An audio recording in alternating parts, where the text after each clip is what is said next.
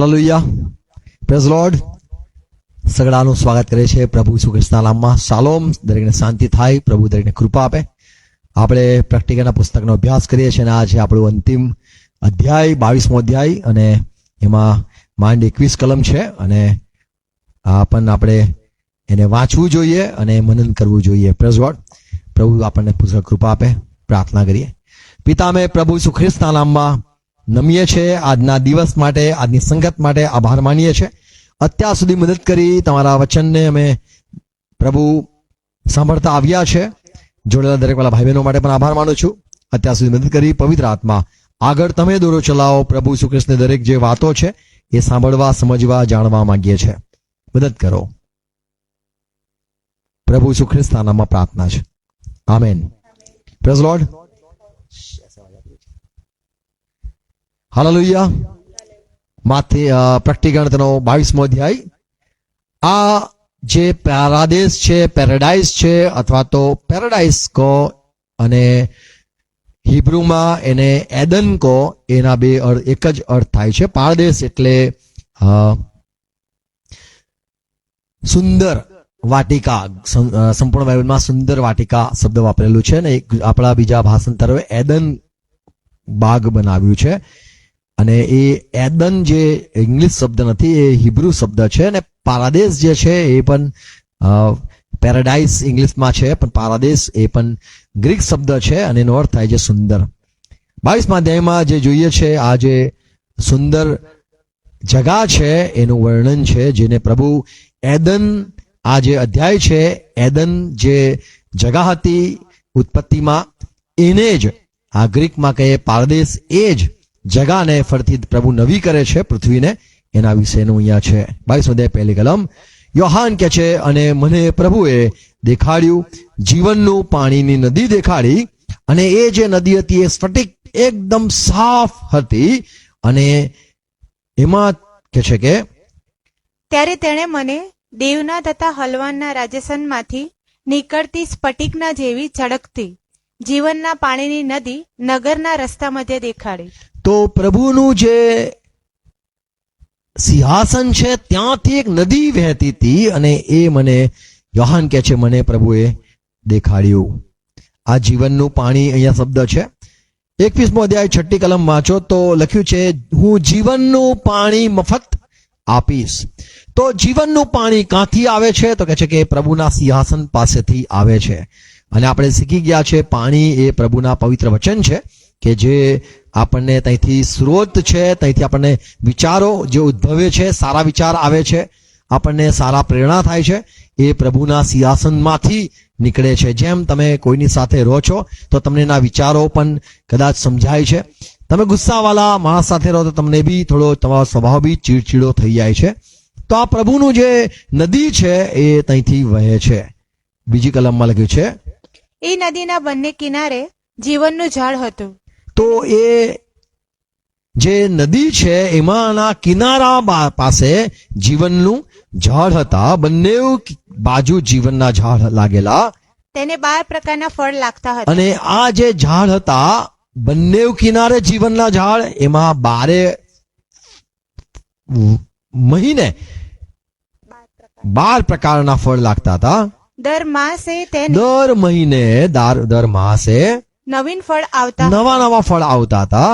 વળી તે ઝાડના પાંદડા સર્વ પ્રજાઓને નિરોગી કરવા સારું હતા. તો અહીંયા હજુ કે છે, જુએ છે યોહાન કે છે મેં નદી જોઈ, મેં નદીના બંને કિનારે ઝાડો પણ જોયા, અને એ બંનેને જીવનના ઝાડ કહેવાય છે. પાણી પણ જે પીવાનું પાણી કહો એ પણ એ જીવનનું પાણી કહેવાતું હતું. ઝાડ લાગેલા એને પણ જીવનના ઝાડ કહેવાતા હતા. અને દર મહિને કે છે નવા ફળ લાગતા હતા. અને એના પાંદડા પણ હતા. એ મનુષ્ય જે હતા, જે લખ્યું છે ત્યાં નેશન્સ છે, રાજ્યો લખ્યા છે. હા, માઇકમાં બોલો. સર્વ પ્રજાઓ સર્વ પ્રજા ને નિરોગી કરવા માટેનું એ અહીંયા એ ઝાડ હતું. તો અહીંયા આપણે બાબત શીખીએ છીએ કે નદી છે અને બંને કિનારે ઝાડ છે. જ્યારે એદનવાડીમાં જોઈએ તો ત્યાં ફક્ત એક જ જીવનનું ઝાડ હતું. અહીંયા બંને કિનારે જીવનના ઝાડ હતા અને એ પ્રજાઓ માટે હતા. અને નિરોગી કરવા માટે હતા. તો એક સવાલ થાય, શું ત્યાં લોકોને રોગ થવાના છે? શું ત્યાં લોકો મરી જવાના છે કે તેમને જીવનનું પાણીની જરૂર છે? અને શું ત્યાં મહિનાઓ થવાના છે, દિવસો થવાના છે, કે દર મહિને બદલાશે અને દર મહિને જેમ આપણા 30 દિવસ હોય છે તો ત્યાં શું મહિના એ પ્રમાણે હશે? અને 12 પ્રકારના ફળ, અલગ અલગ ફળો, દર મહિને અલગ અલગ ફળો, અને એના પાંદડા એ પ્રજાઓને નિરોગી કરવા માટે. ત્રીજી કલમ. હવે પછી કોઈ પ્રકારનો શાપ અને હવે પછી કોઈ પણ પ્રકારનો શ્રાપ થનાર નથી, કેમ નહીં થાય? પણ તેમાં દેવનું તથા હલવાનું રાજેશન થશે. તેના દાસ તેની સેવા કરશે. અને તેના દાસો છે તેઓ સેવા કરશે. કોઈ પણ પ્રકારના અહીંયા શ્રાપ નહીં ચાલે અથવા શ્રાપ નહીં રહે. કેમ કે અહીંયા જીવનની નદી છે અને જીવનના ઝાડ છે, અને જીવનના ઝાડ પર 12 પ્રકારના ફળો છે, એ મનુષ્યના માટે છે, અને પાંદડા છે મનુષ્યને સાજા કરવા માટે છે. ચોથી કલમ.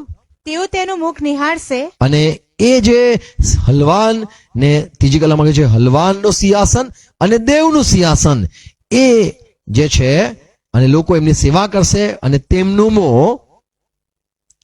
મુખ નિહાળશે, તેઓ મુખ નિહાળશે, અને તેઓના કપાળ પર તેનું નામ હશે. અને એમના જે નગરમાં છે તેમના દરેક મનુષ્યો પર એનું જે પ્રભુ છે એમના નામ એ વ્યક્તિઓના ઉપર રહેશે. અહીંયા જે ચોથી કલમમાં જોયું કે પિતા કો દેખેંગે ધન્ય હો જાએંગે, આ બધા ગીતો પણ ગવાય છે. શું અહીંયા આપણે પ્રભુના મોંને અથવા તો દેવના મુખને જોઈશું? બાઇબલ જો વાંચીએ તો મોંને જોવું એને એવું દેખાડે છે કે ફરી મળવું એને મોં દેખાડવું કહેવાય છે. મળવાને મોં દેખાડવું કહેવાય છે. નિર્ગમન 10મો અધ્યાય 28મી કલમમાં ફારૂને કીધું, મૂસા, આ તારા જે પબ્લિક છે, તારા લોકો છે, એમને તું લઈ જા અને ફરી તારું મોં મને ના દેખાડતો. તો આ મોં દેખાડવાનું આ શબ્દ જે છે રૂઢિપ્રયોગ ગુજરાતીમાં કહેવાય છે, એ વપરાય છે મોં જોવું. 28મી કલમ. અને ફારૂને તેને કહ્યું કે મારી પાસેથી જા. મૂસા, તારા પ્રજાને લઈને જતો રહે. ખબરદાર, મારું મુખ હવે પછી તું જોતો નહીં. હવે તને મારું મોં નહીં જોવાનું. કેમ કે તું મારું મુખ જોશે તે જ દિવસે તું માર્યો જશે. જો તું ફરી દેખાયો તો તું મરી જશે. એવી રીતે અહીંયા લખેલું છે. તું મારું મોં જોશે ને મરી જશે. એટલે શું ફારૂન કંઈક મોઢા પર એવું લગાવવાનો હતો કે ગભરી જાય લોકો, અને રાક્ષસી બનવાનો હતો કે એ જોઈને મરી જાય? જેમ બાઇબલમાં લખ્યું છે દેવને જોઈને લોકો મરી જાય. હવે દેવને જોઈને અહીંયા ફારૂન કહે છે મારું પણ તે મોં જોયું તો તું મરી ગયો સમજ. એટલે તું ફરી આવતો નહીં એવો એનો ભાવાર્થ થાય છે. જો પ્રયત્ન વાંચીએ 20મો અધ્યાય 38મી કલમ, તો પાઉલ કહે છે હું જવાનો છું. અને બધા બહુ રડ્યા કે પાઉલ તમે વિદાય થવાના છો. અને પાઉલે એવું કીધેલું કે તમે મારું મોં ફરી નહીં જુઓ. એ શબ્દ જ્યારે વાપર્યો ત્યારે લોકો બહુ રડ્યા. કેમ? એનો અર્થ એવો થાય છે કે હું મરી જવાનો છું. 38મી કલમ. તમે મારું મોં ફરી જોનાર નથી. તમે મારું મોં નહીં જુઓ ફરી. ચર્ચને અહીંયા પાઉલે કીધું, એ વાત કહી હતી તેથી તેઓ વધારે ઉદાસ થઈ ગયા. પછી તેઓ તેને વહાણ સુધી વળાવવા અને ગયા. વહાણ સુધી આવજો કરવા ગયા. તમે મને ફરી નહીં જુઓ. એટલે મારી સેવા અહીંયા સમાપ્ત થાય છે. હવે તમે મને નહીં જોઈ શકો. અને એટલા માટે લોકો ઉદાસ થઈ ગયા. મોં નહીં જુઓ એટલે મોઢાની વાત નથી, એ સમજાવવા માટે કહું છું કે તમે દેવનું મોં જોશો કે દેવનું મોં નહીં જુઓ, એ શું દર્શાવે છે. આપણે ઉત્પત્તિ જોઈએ 43મો અધ્યાય તેની 3જી કલમ. અહીંયા જે યાકૂબ છે ઇઝરાયલ, એના 12 છોકરા હતા, અને એમાં જે નાનો દીકરો હતો યુસુફ, એ તો આપણને ખબર છે મિસ્રમાં જાય છે અને ત્યાં મોટો થઈ જાય છે, અને એના ભાઈઓને પણ મળે છે અને કહે છે કે જે નાનો દીકરો છે એના ભાઈને લઈ આવો. 3જી કલમ. અને યહૂદાએ તેને કહ્યું, તે માણસે અમને તાકીદ કરીને કહ્યું હતું. એ માણસ એટલે યુસુફ. આ લોકો ઓળખતા નથી. યહૂદા એ ભાઈ છે અને યુસુફ જે એમનો ભાઈ છે એને ઓળખતા નથી. અને એ એવું કહે છે કે પેલો માણસ એટલે યુસુફ જો તમારો ભાઈ તમારી સાથે નહીં હોય જો એને તમે નહીં લાવો તો તમે મારું મુખ જોવા નહીં પામશો. તો તમે મારું મોં નહીં જુઓ. તો કે છે કે અહીંયા મોં નહીં જુઓ એવું કે છે. 33 અધ્યાય બીજી કલમ નિર્ગમન 33:20. પ્રભુએ મૂસાને જ્યારે દર્શન આપ્યું ત્યારે એમને એવું કીધું, અને તેણે કહ્યું કે હા તું મારું મુખ જોઈ શકતો નથી, મૂસા તું મને જોઈ નથી શકતો, કેમ કે મને જોઈને કોઈ કેમ કે માણસ મને જોઈને કોઈ માણસ જીવતો રહી શકે નહીં. જીવતો રહી નથી શકતો.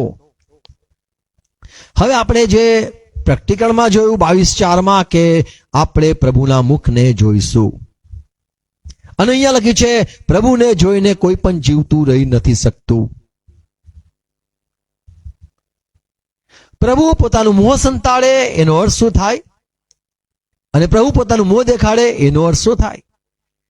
નિર્ગમન માફ કરો પુનર્નિયમ 32 અધ્યાય 20મી કલમમાં લખ્યું છે, જ્યારે લોકો પાપ કરશે અને જો મને ગુસ્સો આવશે તો હું મારું મોં સંતાડી દઈશ. એનો અર્થ એવો થાય છે હું તેમની સાથે વાત નહીં કરું, મોં મારું સંતાડીશ, એટલે મારો જવાબ એમને હું નહીં આપું. તેઓ ફસાયેલા હશે, હું એમનાથી સંતાઈ જઈશ. 32મો અધ્યાય 20મી કલમ. અને તેણે કહ્યું, હા તેઓથી હું મારું મુખ સંતાડીશ, હું મારું મુખ સંતાડીશ, પ્રભુએ કીધું, ત્યારે તેઓના હાલ કેવા થશે તે હું જોઈશ. અને તેમના કેવા હાલ થશે એ હું જોઈશ. કેમ કે આ પ્રજા, કેમ કે તેઓ ઘણી હુજ્જતખોર પેઢી, આ પેઢી તો ઉદ્ધતખોર પેઢી છે, હુજ્જતખોર અને વિશ્વાસઘાતી છોકરા છે. વિશ્વાસઘાતી છોકરા છે, જેમને વિશ્વાસ જ નથી અથવા વિશ્વાસનો ઘાત કરે છે, એવા આ બંડખોર લોકો છે, અને માટે હું મારું મોં સંતાડીશ. હવે પ્રભુનું મોં જોઈને કોઈ જીવતું નથી રહી શકતું, અને પ્રભુ આપણે કહીએ તો પ્રભુ મોં સંતાડી રાખજો, નહીં તો અમે મરી જઈશું. પણ અહીંયા જે કહેવાના ભાવાર્થ છે મોં જોવું, એ હું કહી રહ્યો છું. ગીત શાસ્ત્ર 10મો અધ્યાય 11મી કલમમાં લખ્યું છે, પ્રભુ અહીંયા કહે છે કે મારા અંતઃકરણમાં, તે પોતાના હૃદયમાં વિચાર કરે છે કે તે પોતાના મનમાં વિચારે છે, દેવ વિસરી ગયો છે, દેવ મને વિસરી ગયો છે, તેણે પોતાનું મુખ સંતાડી અને રાખ્યું છે. પોતાનું મોં સંતાડી રાખ્યું છે. તેણે તે જોયું નથી હા અને તે કદી જોશે નહીં. તે મારી પરિસ્થિતિ નથી જોતો, અને તે પોતાનું મોં પણ સંતાડે છે, મને જવાબ નથી આપતો. પ્રભુ મને વિસરી ગયો છે એવું લાગે છે. તો પ્રભુ નું મોં ન જોવું એટલે એના વિચાર ન મળવા, પ્રભુનું મોં ન જોવું એટલે એના તરફથી ઉત્તર ન મળવા. પ્રભુ પોતાનું મોં સંતાડે છે એટલે પ્રભુ વાત નથી કરતો મનુષ્ય સાથે એવું કહેવાય. પહેલો કાળવૃત્તાંત 16મો અધ્યાય 11મી કલમમાં લખ્યું છે, 16:11. યહોવાને તથા તેના સામર્થ્યને તમે શોધો, હા સદા સર્વદા તેના મુખને શોધો. તમે તેના મુખને શોધતા રહો એટલે તેના જવાબને તમે શોધતા રહો.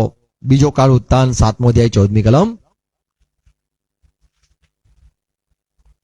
ત્યારે જો મારા લોક હા જેઓ મારા નામથી ઓળખાય છે તેઓ નમી જશે ને જો આ મંદિર તરફ ફરીને તેઓ પ્રાર્થના કરશે, તેઓ નમી જશે ને પ્રાર્થના કરીને મારું મુખ શોધશે ને પોતાના દુષ્ટ માર્ગોથી ફરશે, તો હું આકાશમાંથી તે સાંભળીને તેઓના પાપ માફ કરીશ. તો તેમની પરિસ્થિતિ હું બદલી નાખીશ જો તેઓ મારું મોંને શોધશે.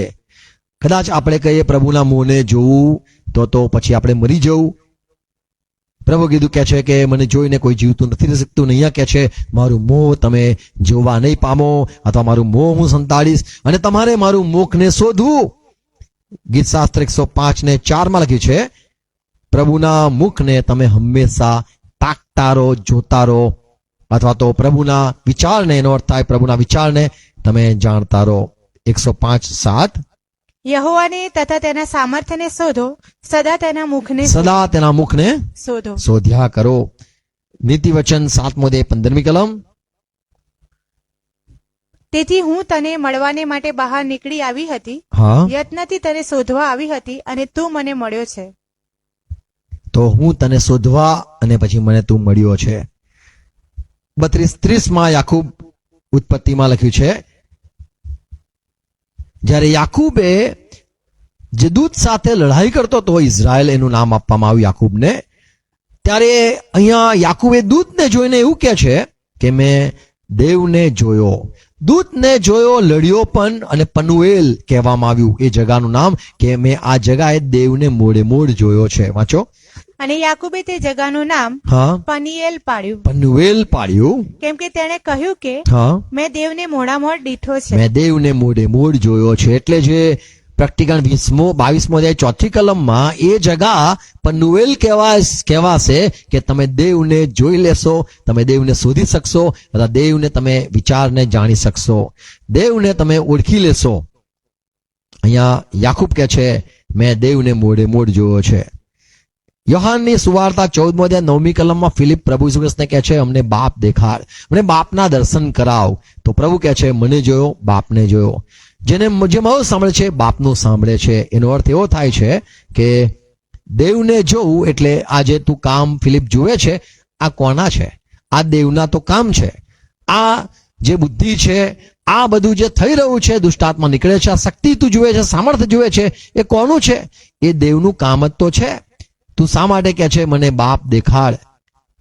બાપનું કામ જોઈને તું બાપને હાજરી જોઈ શકે છે, જાણી શકે છે. 9મી કલમ પ્રભુ ઈસુ તેને કહે છે ફિલિપને કે કહ્યું ફિલિપ આટલી મુદત સુધી આટલા સમય સુધી હું તમારી સાથે રહ્યો છું, હું તારી સાથે રહ્યો છું, તમારી સાથે રહ્યો છું, તો પણ શું તું મને ઓળખતો તો નથી? પણ તું મને ઓળખતો નથી?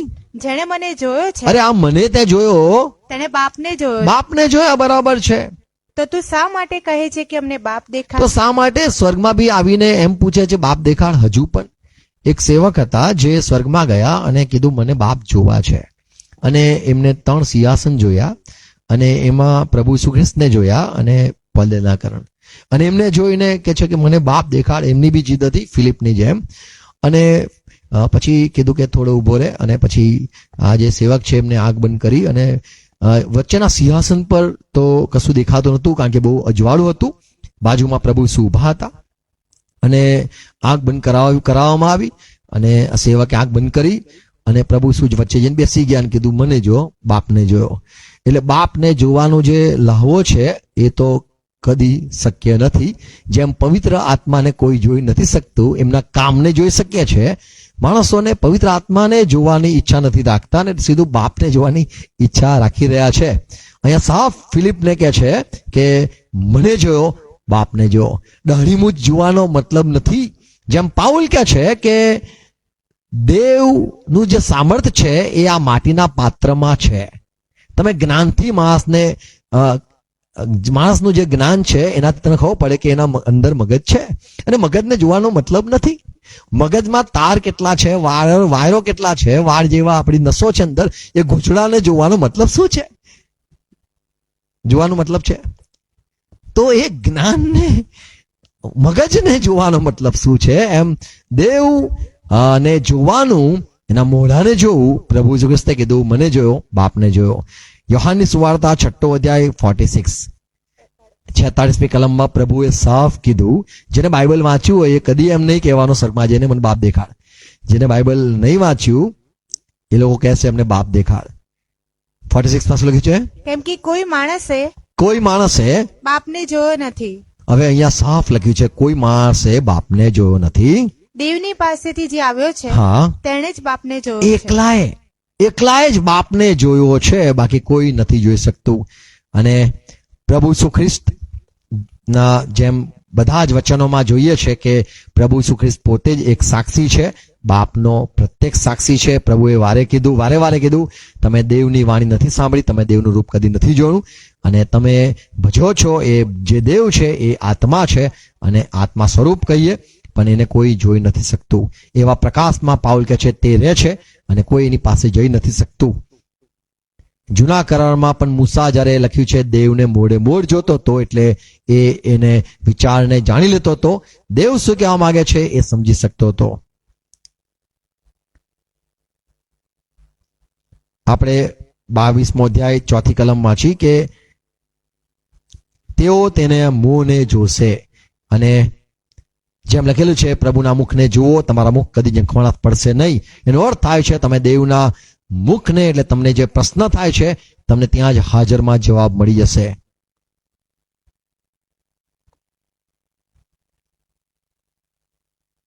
22મો અધ્યાય તેની શા માટે આપણે પ્રભુના ત્યાં હાજર થવાનું છે? એ જે જગા છે, જેમ માથીની સુવાર્તા 24મો અધ્યાય 34મી કલમમાં લખ્યું છે, મારા બાપના આશીર્વાદિતો આવો અને જે તમારા માટે તૈયાર કરેલું છે એનો વારસો જે છે એ લો. વારસામાં શું શું મળે છે? તો એ વારસામાં નદી છે, વારસામાં ઝાડ છે, વારસામાં પાંદડા છે, વારસામાં દેવના મુખને જોવાનું છે, વારસામાં બધા જ પ્રકારના આશીર્વાદ છે. અંદરથી બહાર, નગરની બહાર જવાનો આશીર્વાદ છે, નગરમાં કોઈને લાવવાનો આશીર્વાદ છે. જે ઘરનો માણસ હોય એ બીજાને ઘરમાં લાવી શકે છે, કોઈ બહારનો વ્યક્તિ ઘરમાં ના લાવી શકે. તો આ જે નગર છે, ચોખંડુ નગર છે, એમાં વારસામાં એને અધિકાર છે, તેનો નાગરિકત્વ બને છે એ માણસ. અને જેમ અહીંયા પ્રભુ કીધું, મારા બાપના આશીર્વાદિતો આવો અને જે મારા બાપે જે રાજ્ય આપેલું છે એનો વારસો તમે લો. 34મી કલમ. ત્યારે રાજા પોતાની જમણી તરફનાઓને કહેશે કે હા, મારા બાપના આશીર્વાદિતો આવો, જે રાજ્ય જગતનો પાયો નાખ્યા અગાઉ તમારે સારું તૈયાર કરેલું છે તેનો વારસો લો. 1 Corinthians 2:9 લખ્યું છે, તે તમારી આંખે જે જોયા નથી વાલા, તમારા કાને પણ કેવા સાંભળ્યા નથી અને તમારા હૃદયમાં એવો વિચાર બી નથી આવ્યા, એવી બાબતો પ્રભુએ તૈયાર કરેલી છે. દુનિયામાં આપણે ઘણી બાબતો અજીબ બાબતો કહેવાય છે. શું કહેવાય છે? અજુબા ને અજાયબી વસ્તુઓ, આશ્ચર્યથાયી વસ્તુઓ, એવા પ્રભુએ વાનાઓ એના પર પ્રેમ રાખનારાઓ માટે તૈયાર કર્યા છે. જેવા તમે નગરમાં જશો તમારો વિચાર બદલાઈ જશે, તમારું મગજ બંધ થઈ જશે. એટલું અદ્ભુત પ્રભુએ એના એ જે જગા છે નવું યરુશલેમ બનાવ્યું છે. 21:7મી કલમ લખ્યું છે, પ્રકટીકરણ 21:7 લખેલું છે, જે જીતે છે, જે કોઈ જીતે છે તે આ સગળી વસ્તુનો વારસ થશે. 7મી કલમ. જે જીતે છે તેને સગડાનો વારસો મળશે. સગળા વસ્તુનો વારસો. હવે આ જે નગર છે એમાં વારસમાં આ બધી વસ્તુઓ મળે છે. અને જેમ યાકૂબ કહે છે 1:12મી કલમ, જે જય પામે છે, પરીક્ષણ પર જય પામે છે, તેને જીવનનું મુગટ હું આપીશ. પ્રભુ પર પ્રેમ રાખનારાઓ માટે પ્રભુએ પ્રમાણે વચન આપેલું છે. 2 તિમોથી 4:8 પણ પાઉલ કહે છે કે ન્યાયપણાનો મુગટ મારા માટે રાખેલો છે, જે સમયે પ્રભુ હાજર દેખાશે એ મને લઈ જશે, ત્યારે મને એ મુગટ પણ મળશે. તો વારસામાં ઘણી બાબતો છે. તમે ત્યાં રાજા બનો છો, ત્યાં પ્રભુ તમને અધિકારો આપે છે. 22મો અધ્યાય 5મી કલમ, પ્રકટીકરણ 22:5. એ નગરમાં ફરીથી રાત પડશે એ નહીં, નગરમાં રાત પડશે નહીં ફરી, તેઓને દીવાના અને ત્યાં દીવાની અથવા સૂર્યના અથવા સૂર્યના પ્રકાશની જરૂર નથી, જરૂર નથી. કેમ કે પ્રભુ દેવ તેઓ પર પ્રકાશ પાડશે અને તેઓ સદા સર્વકાળ રાજ કરશે. તો આ જે નગર છે એમાં સૂરજની જરૂર નથી અને ત્યાં એ નગરમાં પ્રભુ પોતે જ અજવાળું આપશે. આપણને ખબર છે જ્યારે પાઉલે પ્રભુના દર્શન કર્યા ત્યારે એ આંધળો થઈ ગયો, એટલો મોટો પ્રકાશ એને જોયો. આપણને ખબર છે મૂસા જ્યારે દર્શન કરે છે ત્યારે એને એક ઝાડ જોયું, પણ એ બળતું હતું અને એમાં મારફતે અવાજ આવ્યો, તારા પગમાંથી ચપ્પલ કાઢ. આપણને ખબર છે ઇઝરાયેલના સાથે પ્રભુએ અગ્નિના ભડકા મધ્યથી વાત કરી. તો પ્રભુની હાજરીમાં એવી પ્રકાશ છે કે બીજા પ્રકાશની જરૂર નથી પડતી. તો અહીંયા પ્રભુ પોતે નગરમાં છે એટલે નગર આખું જ પ્રકાશિત હશે. ત્યાં બીજા અજવાળાની જરૂર નહીં પડે, ત્યાં રાત નહીં હોય. તો આ જે નગર છે તેની વાત લખેલી છે. જે દુનિયામાં લોકો છે એમને સૂરજની જરૂર પડે છે અને સૂરજ ફક્ત એ એમને દોરે એટલા માટે નહીં, ચંદ્ર દોરે રાતે એટલા માટે નહીં, પણ આ જે ગ્રહો છે એના નક્ષત્ર જોઈને પણ લોકો દુનિયામાં ચાલતા હોય છે. પુનર્નિયમ 4 અધ્યાય 19મી કલમમાં પ્રભુ ઈચ્છતા હતા કે ઇઝરાયલના લોકો એ સૂરજ તરફ ન જોવે, ચંદ્ર તરફ ન જોવે અને તારાઓ તરફ જોઈને, આકાશી જે મંડળો છે એના તરફ જોઈને તેઓ એની ભક્તિ ન કરવા લાગે અથવા એનો આભાર માનવા ન લાગે કે તમે મને દોરવણી આપી, આ તારો અહીંથી પડ્યો અથવા આ નક્ષત્ર આ બન્યો અને મારા જીવનમાં આ ઘટના બની અને હું આભાર માનું છું. આ બધી બાબતોનો બાઇબલમાં પહેલાથી પ્રભુએ ના પાડેલી કે તમારે એમના ઉપર નિર્ભર ન રહેવું. 19મી કલમ. અને રખેને રખેને વ્યોમ ભણી તારી નજર ઊંચી. વ્યોમ એટલે આકાશ ભણી તારી નજર જાય, સૂર્ય તથા ચંદ્ર સૂર્યને જોવે, ચંદ્રને જોવે, તથા તારા એટલે આખું ગગન મંડળ કે જેઓને યહોવા તારા દેવે આકાશ તળેના સર્વ લોકને વહેંચી આપ્યા છે. તમને આપેલું છે. તેઓને જોઈને તું આકર્ષાય એમને જોઈને તું આકર્ષાય, ને તેઓની પૂજા કરે. જેમ બીજા કરે છે એમ તું પણ કદાચ પૂજા કરવા લાગી જાય, સવારના રેલ લોટો લઈને ઊભો થઈ જાય. તો ના પાડે છે કે તારે એવું નહીં કરવું, એની ભક્તિ નહીં કરવી. પ્રેરિત કૃત્ય 7મો અધ્યાય 43-43 અહીંયા સ્ટેફન કહે છે, તમે મોલોખનો માંડવો તથા રંફાદેવનો તારો એટલે પૂજા કરવાને જે મૂર્તિઓ તમે બનાવી તેઓને ઉંચકીને ચાલ્યા, અને હું તમને બાબેલને પેલે પાર લઈ જઈશ. એટલા માટે જ કે છે તમે પાપમાં પણ ગયા. તો અહીંયા આ લોકોએ આકાશ તરફ જોઈને, વ્યોમ ભણી જોઈને આ બધા સૂરજ દેવતા, સૂરજ મામા, ચંદ્ર મામા આ બધાને સગા બનાવી દીધા અને ભક્તિ કરવા લાગી ગયા. પ્રભુએ ના પાડી અને યર્મિયા 8મો અધ્યાય 2જી કલમ. સૂર્ય ચંદ્ર તથા આકાશનું સર્વ સૈન્ય જેઓને તેઓએ ચાહ્યા છે તેઓ વંઠી ગયા છે. આ લોકો એને ચાહ્યા, એના પર પ્રેમ કર્યો અને વંઠી ગયા, એની ભક્તિ કરીને વંઠી ગયા. જેઓને તેઓએ શોધ્યા છે અને જેઓની આરાધના તેઓએ કરી છે તેઓની આગળ આ હાડકા વેરી નાખશે. તેઓને એકઠા કરવામાં નહીં આવે અને દાટવામાં નહીં આવે. તેઓ પૃથ્વીના પૃષ્ઠ પર ખાતરરૂપ થઈ જશે. એટલે હું એમ એ પ્રમાણે છે કે તેઓને હું ખાતર બનાવી દઈશ, એક છાણ રૂપ બનાવી દઈશ, કારણ કે તેઓએ ભક્તિ કરી છે અને એ લોકોને પ્રેમ કર્યો છે. આ સૂરજને દેવતા માની લીધા છે. હઝીકેલ 8મો અધ્યાય 16મી કલમ. પહેલા પણ લોકો સૂરજ દેવની ભક્તિ કરતા હતા. એમના દરવાજા ખોલે અને ત્યાં સીધો સૂરજ એમના ઘરમાં આવવો જોઈએ. એને એમ કહેવાય છે કે આ એક સારા કહે કે સારું અજવાળું લોકો શોધતા હોય છે. ઘરમાં બે લાકડી લઈને આમ કહીને જોયા હશે તમે, આમ લાકડી જાય તો સમજી લેવાનું એ બાજુ અજવાળું છે, અને બે ચોંટી જાય તો એમ લાગે આ ઘરમાં અંધારું છે, આમ આમ પહોળું થઈ જાય. આમ જોયું તમે લાકડીઓ? અને પાણી કઈ બાજુ છે એ બી એ લોકો જોતા હોય છે, નારિયેલ બારિયેલ મૂકીને બી. અને એનું પ્રમાણે દુનિયામાં બધી ખોજ કરનારા જોવે છે. 16મી કલમ. પછી તે મને યહોવાના મંદિરના અંદરના ચોકમાં લાવ્યો. હા. તો જુઓ, યહોવાના મંદિરના બારણા આગળ પરસાળ તથા વેદીની વચ્ચે આશરે 25 માણસો હતા. તેઓની પૂઠ યહોવાના મંદિર તરફ હતી. એમની પૂઠ એટલે ઊંધા ઉભા હતા, એમનો પાછળનો ભાગ મંદિર બાજુ, ને તેમના મુખ પૂર્વ તરફ હતા. કઈ બાજુ? તેઓ પૂર્વ તરફ જોઈને સૂર્યની પૂજા કરતા હતા. તો આ સૂરજની પૂજા એના હવે નામ આવી ગયા છે કે સૂર્યાસ્ત, શું કહેવાય એને, સૂર્યા નમસ્કાર કરીએ આપણે. ચલો આવો ચંદ્ર નમસ્કાર કરીએ, તારા નમસ્કાર કરીએ. તો આ બધા નમસ્કાર હો પ્રભુ કો. ગીત શાસ્ત્ર 148:3 148:3 સૂરજ તું યહોવાની ભક્તિ કર, મૂન ચંદ્ર તું પણ યહોવાની ભક્તિ કર, તારાઓ બધા તમે પણ યહોવાની ભક્તિ કરો. શું લખેલું છે? સૂર્ય તથા ચંદ્ર તમે તેની સ્તુતિ કરો, સર્વ જગજગતા તારા તેની સ્તુતિ કરો. તો એ લોકો પ્રભુની સ્તુતિ કરવા માટે મૂકેલા છે.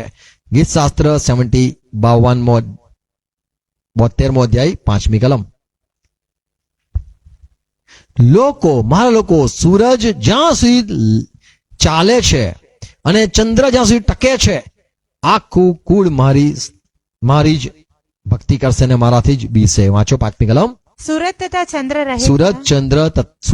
ચંદ્ર રહે ત્યાં સુધી તેઓ પેઢી દર પેઢી તારી બીક રાખશે. તો પેઢી દર પેઢી બીક રાખશે. એક વાત છે, તો સૂરજ ને ચંદ્ર રહે ત્યાં સુધી.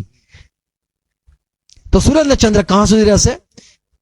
એક શિક્ષણ માને છે સૂરજ ચંદ્ર નહીં રહે, અને આપણે માનીએ છીએ સૂરજચંદ્ર રહેવાના છે. 52મો અધ્યાય તેની માફ કરો 72, 72મો અધ્યાય 17મી કલમ. તેનું નામ સર્વદા રહેશે. પ્રભુનું નામ ક્યાં સુધી રહેશે? સર્વદા. પ્રભુનું નામ ક્યાં સુધી રહેશે? સર્વદા. પછી સૂર્ય તપે ત્યાં પછી આગળ કહે છે હા સૂરજ ટકે એટલે સૂરજ ક્યાં સુધી રહેશે? તો સર્વદા. તો સૂરજ ટકે તપે ત્યાં સુધી તપે ત્યાં સુધી તેનું નામ ટકશે. તેનું નામ ક્યાં સુધી ટકશે? તો પ્રભુનું નામ ક્યાં સુધી ચાલશે? તો જ્યાં સુધી સૂરજ ચાલશે ત્યાં સુધી પ્રભુનું નામ પણ ચાલશે. પછી અને તેનાથી લોકો આશીર્વાદ પામશે. સર્વ રાજ્યો આશીર્વાદ પામશે સર્વ દેશ અને જાતિઓ સર્વ દેશ જાતિઓ તેને ધન્યવાદ તેને આપશે. ધન્યવાદ આપશે. સૂરજ રહેશે ત્યાં સુધી પ્રભુનું નામ પણ રહેશે. 42મો અધ્યાય 72, 72:7.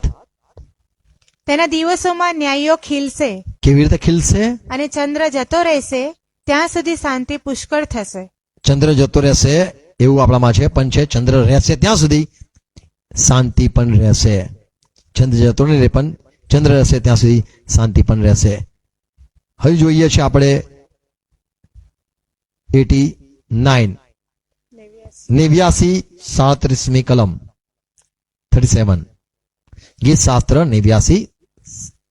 ચંદ્રની પેઠે તે સદા અચળ રહેશે ચંદ્રની પેઠે તે સદા અચળ રહેશે અને આકાશમાંના વિશ્વાસો સાક્ષી જેવું થશે. અને આકાશમાં એક વિશ્વાસો સાક્ષી હોય એ પ્રમાણે થશે કે આ સૂરજે જોયું, ચંદ્રે જોયું, તારાએ જોયું કે કેવો નવું પૃથ્વી ને નવું આકાશ આવી ગયું, જૂનું જતું રહ્યું. આ સાક્ષી થશે. પૃથ્વી પર પ્રભુએ કેવા કહેર વરસાવી, કેવી સતાવણી થઈ શૈતાન અને એના દૂતોને અને ખ્રિસ્ત વિરોધી અને સ્વાપદ કહે કે જૂઠા પ્રબોધક કહીએ કે હાદેસ કહો, મરણ કહો, આ બધા શત્રુઓને કેવી ભલે થઈ. આ બધા સાક્ષીમાં રહેશે. પ્રભુએ કેવા કામો કર્યા, પ્રભુએ કેવું ન્યાય આપ્યો, આ સાક્ષીમાં રહેશે. તો અહીંયા જે પ્રભુના રાજ્યના સિંહાસન જે યરુશલેમમાં છે ત્યાં સૂરજની જરૂર નહીં પડે, પણ બાકીનો જે દેશ છે ત્યાં સૂરજ ને ત્યાં ચંદ્ર ને ત્યાં રાત દિવસ ને ત્યાં મહિના બધું જ રહેવાનું છે. આપણે પહેલી કલમ જે જોઈએ છે 22મો અધ્યાય પ્રેક્ટિકલ 22:1 કે દેવના સિંહાસન અને હલવાનનું સિંહાસન, અને 5મી કલમમાં જોઈએ છે હલવાનનું ને હલવાનનું સિંહાસન અને દેવનું સિંહાસન સદા રહેશે. શું લખેલું છે? તેઓ સદા રાજ કરશે. 5મી કલમ. ફરીથી રાત પડશે નહીં, તેઓના દીવાના અથવા સૂર્યના પ્રકાશની જરૂર નથી, પછી કેમ કે પ્રભુ દેવ તેઓ પર પ્રકાશ પાડશે અને તેઓ સદા અને સર્વકાળ તેઓ કોણ? તેઓ તો પહેલી કલમમાં જેઓ છે તેઓ સદા સર્વકાળ રાજ કરશે. રાજ કરશે. તો અહીંયા ખ્રિસ્ત સદા રાજ કરશે અને પિતા સદા રાજ કરશે એ વાત અહીંયા લખેલી છે. એ સિંહાસન કોના છે? તો ખ્રિસ્તનું ત્યાં સિંહાસન છે અને ત્યાં દેવનું પણ સિંહાસન છે. જેમ ગીત શાસ્ત્ર 146, 146, 10મી કલમ. ત્યાં લખ્યું છે પ્રભુ યહોવા રાજ કરશે અને ઇવન યોર ગોડ એટલે તમારો દેવ પણ સિયોનમાં સદાકાળ રાજ કરશે. શું લખેલું છે? યહોવા સર્વકાળ રાજ કરશે. યહોવા. પછી હે સિયોન, તારો દેવ અને તારો દેવ, હા, પેઢી દર પેઢી સુધી રાજ કરશે. તારો દેવ પણ રાજ કરશે. ઇવન યોર ગોડ, તારો દેવ પણ રાજ કરશે. યહોવા તો રાજ કરશે પણ તે તમારો જે દેવ છે એ પણ રાજ કરશે. જેમ પ્રકટીકરણ 7મો અધ્યાય 17મી કલમમાં લખ્યું છે કે હલવાન તેમની મધ્ય હશે તેનું સિંહાસન અને તે લોકોને દોડશે અને તે લોકોને પાણી પાસે દોરી જશે અને તમારો દેવ જે છે તે હરેક આંસુ લૂછી નાખશે. તો અહીંયા આપણે હલવાન જોઈએ છે 7મો અધ્યાય પ્રેક્ટિકલ 7:17 હલવાન શબ્દ જોઈએ છે અને દેવ પણ શબ્દ જોઈએ છે. પ્રેક્ટિકલ 11મો અધ્યાય 15મી કલમમાં જોઈએ છે દેવનું, પ્રભુનું, યહોવાનું રાજ્ય અને તેના ખ્રિસ્તનું રાજ્ય એ સદા સરકાર રાજ કરશે. ત્યાં શબ્દ લખેલું છે બંને રાજ કરશે. 15મી કલમ પ્રેક્ટિકલ. પછી 7મા દૂતે વગાડ્યું ત્યારે આકાશમાં મોટી વાણીઓ થઈ. હા, તેઓએ કહ્યું કે આ જગતનું રાજ્ય આપણા પ્રભુનું તથા તેના ખ્રિસ્તનું થયું છે. આપણા પ્રભુનું તથા તેના ખ્રિસ્તનું થયું છે. તે સદા સર્વકાળ રાજ કરશે. તો સદા સર્વકાળ રાજ કરશે. આમેન. તો જે પ્રેક્ટિકલ 22 5મી કલમમાં જોઈએ છે એ મંદિરમાં, એ જગામાં કોણ છે? તેમાં ખ્રિસ્ત છે અને તેમાં બાપ પણ છે અને તેઓ સદા સરકાર રાજ કરશે. છઠ્ઠી કલમ પ્રેક્ટિકલ 22:6. પછી તેણે મને કહ્યું કે હા, એ વાતો વિશ્વાસયોગ્ય તથા સત્ય છે. પ્રભુ જે પ્રબોધકોના આત્માઓનો દેવ છે, તેણે જે થોડી વારમાં થવાનું જ છે તે પોતાના સેવકોને દેખાડવા સારું પોતાના દૂતને મોકલ્યો છે. તો આ બધું 100% થવાનું છે, વિશ્વાસ યોગ્ય છે, વિશ્વાસ કરી લેજો એ પ્રમાણે અહીંયા કે છે. અને એ તો પ્રબોધકનો જે આત્મા છે, પ્રબોધક બી એમાં હા આમેન કે છે, એ બી બધા વિચારતા નથી પણ માની લીધું છે એ સત્ય છે અને એટલા માટે જ આ બધી વાતો લખવામાં આવી છે. 7મી કલમ. જુઓ હું થોડી વારમાં આવું છું. અને ફરીથી પ્રભુ કહે છે જુઓ હું થોડી વારમાં આવું છું. આ પુસ્તકમાંના ભવિષ્ય વચનો જે પાળે છે તેને ધન્ય છે. હા, એ તો વાત- જે વિશ્વાસ કરે છે, પાડે છે એટલે વિશ્વાસ કરે છે અને એને માને છે, તો જો હું થોડી વારમાં આવું છું. ભવિષ્ય વચનો, આ પુસ્તકના ભવિષ્ય વચનો એટલે ફક્ત પ્રેક્ટિકલની વાત છે કે આ પ્રેક્ટિકલ જે છે એમાં ભવિષ્ય વચનો છે. શું શું ઘટના બનવાની છે. એટલે પહેલા મંડળીનો સમય હશે, પછી ઇઝરાયલનો સમય આવશે, 2 સેવકોનો આવશે સમય, અને ત્યારબાદ 7 વર્ષનો સમય આવશે. અને જેમ જેમ ક્રમ છે એ પ્રમાણે આ બધી ભવિષ્યવાણી કરી છે ખ્રિસ્તે, એ પ્રમાણે જ થવાનું છે. અને કે છે હું થોડી વારમાં આવું છું. 8મી કલમ. અને હું યોહાન એ આ વાતો- બધું સાંભળતો હતો અને હું એનો સાક્ષી છું. 8મી કલમ. એ વાતો સાંભળનાર તથા જોનાર તે હું યોહાન છું. હા, જ્યારે મેં સાંભળ્યું ને જોયું ત્યારે જે દૂતે મને એ વાતો દેખાડી તેને વંદન કરવાને હું પગે પડ્યો. હું પગે પડ્યો. હું માનું છું આ બધી વાત સાચી થવાની છે, હું માનું છું એમ કરીને ભજન કરવા માટે પગે પડ્યો. પણ તે મને કહે છે શું કે કે છે? જોજે એમ ન કર. હા, હું તો તારો તથા જે પ્રબોધકો તારા ભાઈઓ છે તેઓનો તથા આ પુસ્તકની વાતોને પાડનારાઓનો સાથીદાર છું. હું માનું છું આ બધી વાતોને, હું પણ માનું છું અને હું પણ સાથીદાસ છું. બધા જે માને છે એમાંનો હું પણ છું. 10મી કલમ. તે મને કહે છે કે આ પુસ્તકમાંના ભવિષ્ય વચનોને મુદ્રાથી બંધ ન કર, કેમ કે સમય પાસે છે. તો અહીંયા કે છે મુદ્રાથી બંધ ન કર. આ બધી વાતોને ખુલ્લી કરી દેવામાં આવે, આ બધી વાત ચર્ચા કરવામાં આવે, આ બધી વાતને વહેંચવામાં આવે અને આ બધું ફેલાવવામાં આવે કે આવું જ બનવાનું છે. શૈતાન પકડાશે, સ્વાપત પકડાશે, જૂઠો પ્રબોધક પકડાશે, હાદેસ મરણ પકડાશે, એમને નરકમાં નાખવામાં આવશે, બીજા મરણમાં નાખવામાં આવશે. આ બધું છે જ. આ બધું તું બંધ ના કર. જ્યારે દાનિયેલનું પુસ્તક 12મો અધ્યાય 4થી કલમ જોઈએ તો દાનિયેલને કહેવામાં આવ્યું તું આ દાનિયેલ તારા ભવિષ્યવાણીના પુસ્તકોને તું બંધ કર અને એના ઉપર મુદ્રા કર. લોકો એને ખોલવા, ઉઘાડવા, સમજવા પ્રયત્ન કરશે, અહીં ત્યાં લોકો દોડશે. અને એક જ વ્યક્તિ હતો જે આ મુદ્રાકિત થયેલા પુસ્તકને ખોલનાર. પ્રકટીકરણ 5:2 લખ્યું છે. અને યોહાન કહે છે હું રડ્યો ત્યારે કહેવામાં આવ્યું આ મુદ્રા જે મારેલી છે, દાનિયેલને કહેવામાં આવ્યું કે મુદ્રા માર, એને ખોલનાર. પ્રકટીકરણો એટલે આપનાર એક જ છે, જે જીત્યો છે, મરી ગયો હતો, જીવતો હતો, જે પ્રભુ ઈસુ ખ્રિસ્ત, એ યોગ્ય છે મુદ્રા ખોલવા માટે. તો અહીંયા 12:4 દાનિયેલમાં લખ્યું છે મુદ્રા કર. અને 5મો અધ્યાય પ્રકટીકરણ 5:2 લખ્યું છે મુદ્રા ખોલનાર એક જ છે અને યોગ્ય છે એ પ્રભુ ઈસુ ખ્રિસ્ત છે. અને એટલે માટે આ પ્રભુએ જે મુદ્રા ખોલી છે એને હવે ફરીથી સીલ નહીં મારવું અથવા મુદ્રા ન કરવાનું. પ્રભુ કહે છે કે આ બધું વહેંચવા દો, આ બધી ખુલ્લી વાત છે, આ કોઈ મર્મ છે નહીં, બધી જ વાતો સ્પષ્ટ છે.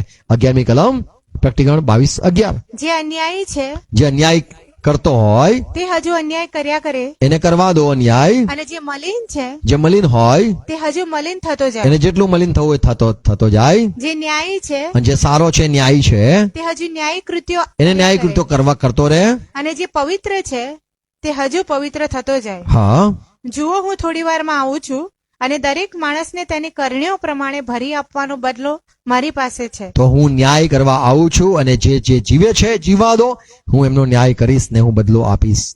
13મી કલમ. હું આલ્ફા તથા ઓમેગા, હું આલ્ફા અને ઓમેગા, પ્રથમ તથા છેલ્લો, આદિ તથા અંત છું. અહીંયા જે જોઈએ છે અહીંયા 3 વાતો લખેલી છે. આલ્ફા, ઓમેગા, પ્રથમ છેલ્લો અને આદિ તથા અંત. હું છું, હું આલ્ફા ઓમેગા છું. આ જે નવો કરાર છે એ આપણે ગ્રીકમાં છે, પણ ખ્રિસ્ત આપણને ખબર છે હિબ્રુનો દેવ. આ હિબ્રુમાં આ વાત છે કે આપણે એને ગ્રીકમાં ટ્રાન્સલેશન કરેલું છે, અરામિકમાં આમ તો હોય, પણ આ જે યોહાને જે લખ્યું એ આપણને ગ્રીકમાં છે, પણ એ હિબ્રુ વાત છે. એનું ભાષાંતર કર્યું છે આલ્ફા ઓમેગા, પ્રથમ છેલ્લો, આદિ અંત ને પ્રથમ ને છેલ્લો. 3 વાર અહીંયા એકની એક વાત લખેલી છે. પ્રકટીકરણ 1 અધ્યાય 17મી કલમમાં લખ્યું છે, જુઓ હું મુઓ હતો, જીવું છું બી નહીં. પ્રભુ ઈસુ ખ્રિસ્તે કીધું હું પ્રથમ ને છેલ્લો છું. તો ખ્રિસ્ત જે છે એ પ્રથમ ને છેલ્લો છે. આ આલ્ફા ઓમેગા કોણ છે? તો એ પ્રકટીકરણ 1:8માં લખ્યું છે, હું આલ્ફા ઓમેગા અને હું આદિ ને અંત. આ બધી વાતો એટલે સરસ્વતીમાન આ બધી વાતો કહે છે. પ્રકટીકરણ 1:8 પ્રભુ દેવ જે છે, પ્રભુ દેવ જે છે જે હતો ને જે આવનાર છે, એટલે પ્રભુ પિતા યહોવા, જે સર્વશક્તિમાન છે, હા પિતા યહોવા તે કહે છે તે કે એવું કહે છે. હું આલ્ફા તથા ઓમેગા તો છું. યહોવા કે છે હું આલ્ફા અને ઓમેગા છું. જે સર્વશક્તિમાન છે કે છે હું આલ્ફા ઓમેગા છું. હા, હું યોહાન તમારો ભાઈ 8મી કલમ, હું આલ્ફા ઓમેગા પ્રથમ તથા આલ્ફા તથા ઓમેગા છું. અને પ્રથમ છેલ્લો, ઓકે, આદિ અંત છું. કાં લખ્યું છે?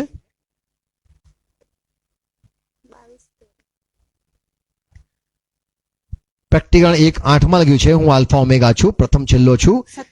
17મી કલમ, જ્યારે મેં તેને જોયો, એ તો એમાં લખ્યું છે પ્રથમ છેલ્લો છે, પણ આલ્ફા ઓમેગા અને આદિ તથા અંત છું એ સરસ્વતીમાન છે એ પ્રમાણે લખેલું છે.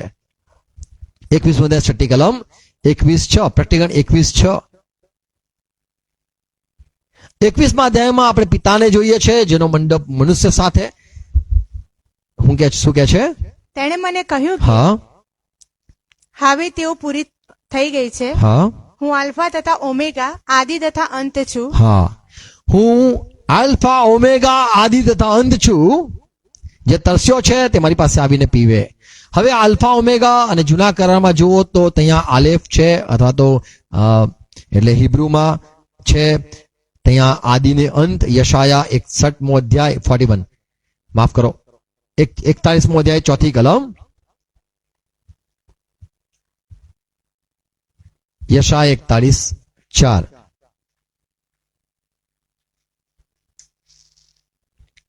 કોણે આ કામ કર્યું છે? જે આરંભથી મનુષ્યની પેઢીઓને બોલાવે છે તેણે. હા, તેને કામ કર્યું છે. પછી હું યહોવા આદિ હું છું, યહોવા આદિ આદિ છું, છું, ને છેલ્લાની સંગાતે જે છે તે પણ હું જ. હું જ છું આદિ ને અંત. 44:6, યશાયા 44:6 એટલે 44:6, યશાયા 44:6 વાંચો. ઇઝરાયલનો રાજા, તેનો ઉદ્ધાર કરનાર, હા, સૈન્યનો દેવ યહોવા એવું કહે છે કે હું આદિ છું, હું અંત છું, મારા વિના કોઈ બીજો દેવ નથી. હું આદિ ને હું અંત છું, મારા વગર કોઈ બીજું છે જ નહીં, હું નથી જાણતો. 48:48-12, યશાયા 48:12. હે યાકૂબ હા, ને મારા બોલાવેલા ઇઝરાયલ, મારું સાંભળો, હું તે જ છું, હું આદિ છું, હું અંત પણ છું. તો મારા વગર કોઈ નથી, હું જ છું. અહીંયા આપણે નવા કરમાં આલ્ફા ઓમેગા શબ્દ જોઈએ છે. હિબ્રુમાં આલેફ છે, અથવા તો કહીએ એટલે પ્રથમ ને છેલ્લો એ પ્રમાણે હિબ્રુમાં છે. જૂના કરમાં આપણે આલ્ફા ઓમેગા નહીં પણ આદિ ને અંત શબ્દ જોઈએ છે, પ્રથમ છેલ્લો શબ્દ જોઈએ છે. અને નવા કરમાં 3 વાત જોઈએ છે: આલ્ફા ઓમેગા, પ્રથમ છેલ્લો, અને આદિ ને અંત. આલ્ફા ઓમેગા, આદિ અંત અને પ્રથમ છેલ્લો, આવા 3 રીતે શબ્દ જોઈએ છે. પ્રભુ ઈસુ ખ્રિસ્ત જે છે એ પ્રથમ છેલ્લો આપણે જે જોયું, આલ્ફા ઓમેગા એ પિતા છે, અને આદિ તથા અંત પવિત્ર આત્મા છે, અને પ્રથમ ને છેલ્લો એ પ્રભુ ઈસુ ખ્રિસ્ત છે. એમ અહીંયા 13મી કલમમાં આપણે જોઈએ છે કે હું કોણ છું? તો હું અમે જ છે કે જે આ જગામાં છે. આલ્ફા ઓમેગા કો એ પિતા કે છે હું છું, ખ્રિસ્ત કે છે હું છું પ્રથમ ને છેલ્લો, અને પવિત્ર આત્મા કે છે આદિ ને અંત હું છું. 14મી કલમ. જીવનના ઝાડ પર હા. તેઓને હક મળે અને તેઓ દરવાજામાં થઈને નગરમાં પ્રવેશ કરે દરવાજામાં થઈને નગરમાં પ્રવેશ કરે. એ માટે જેઓ પોતાના વસ્ત્ર ધુએ છે તેઓને ધન્ય છે. તો આ નગરમાં પ્રવેશ કરવા માટે એ લોકો પ્રવેશ કરી શકે છે કે જે લોકો પોતાના વસ્ત્રને ધોવે છે તેઓને અંદર આવવા મળશે અને જીવનના ઝાડના ફળ ખાવા મળશે. હવે આ જે મંદિર છે અથવા તો આ જે મોટું નગર છે એમાં લોકો શા માટે આવશે, શું પ્રવાસ કરવા જોવા શું કામ આવશે? તો બહુ બધું જૂના કરારમાં લખવામાં આવેલું હતું કે તેઓ આવશે, અંદર આવશે. જકારિયા 14મો અધ્યાય 17 કલમ જો વાંચો તો એ પ્રમાણે ભવિષ્યવાણી હતી કે દરેક કુટુંબો પૃથ્વી પર હશે તેઓ યરુશલેમમાં રાજાનું ભજન કરવા માટે આવશે, રાજાનું ભજન કરવા આવશે. વાંચો 17મી કલમ, જકારિયા 14મો અધ્યાય 17મી કલમ સાંભળો. પૃથ્વી પરની પ્રજાઓમાંથી જે કોઈ પોતાના રાજા એટલે સૈન્યોના દેવ યહોવાની આરાધના કરવાને યરુશલેમ નહીં જાય તેમના પર વરસાદ આવશે નહીં. તો એમના પર વરસાદ લાવો હોય તો તેઓ અંદર આવે, યરુશલેમમાં રાજાનું ભજન કરવા માટે આવે. 66મો અધ્યાય યશાયા તેની 18-19 કલમ. પ્રભુ કહે છે હું તમારા મનના વિચારને જાણું છું, તમારા કાર્યોને પણ જાણું છું, પણ તમે મારા પાસે આવશો, દરેક જાતની ભાષાના લોકો મારી પાસે મારા નગરમાં આવશો. 18મી કલમ. કેમ કે હું તેઓના કામ તથા તેઓના વિચારો જાણું છું. હા, સર્વ પ્રજાઓને તથા સર્વ ભાષાઓ બોલનાર લોકોને એકઠા કરવાનો સમય આવે છે. તેઓ આવીને મારો મહિમા જોશે. તેઓ આવશે અંદર ને મારો મહિમા જોશે. 19મી કલમ. હું તેઓને એક ચિહ્ન દેખાડીશ. હા, તેઓ મારા બચેલાઓને હું વિદેશીઓની પાસે મોકલીશ, એટલે તાર્શીશ, પુલ તથા લુદ એ ધનુર્ધારીઓની પાસે, તુબાલ તથા યાવાનની પાસે દૂરના બેટો જેઓમાંના લોકોએ મારી કીર્તિ સાંભળી નથી ને મારો મહિમા જોયો નથી તેમની પાસે મોકલીશ, અને તેઓ મારો મહિમા પ્રજાઓમાં પ્રગટ કરશે. તેઓ આવશે, જોશે અને બહાર જઈને પ્રગટ કરશે. 20મી કલમ. યહોવા કહે છે કે જેમ ઇઝરાયલ પુત્રો શુદ્ધ પાત્રોમાં યહોવાના મંદિરમાં ખાદ્યાર્પણ લાવે છે તેમ તેઓ સગળી પ્રજાઓમાંથી તમારા સર્વ ભાઈઓને યહોવાને સારું અર્પણ તરીકે મારા પવિત્ર પર્વત યરુશાલેમ પર ઘોડાઓ પર, રથોમાં, પાલખીઓમાં, ખચ્ચરો પર તથા સાંઢળીઓ પર બેસાડીને લાવશે.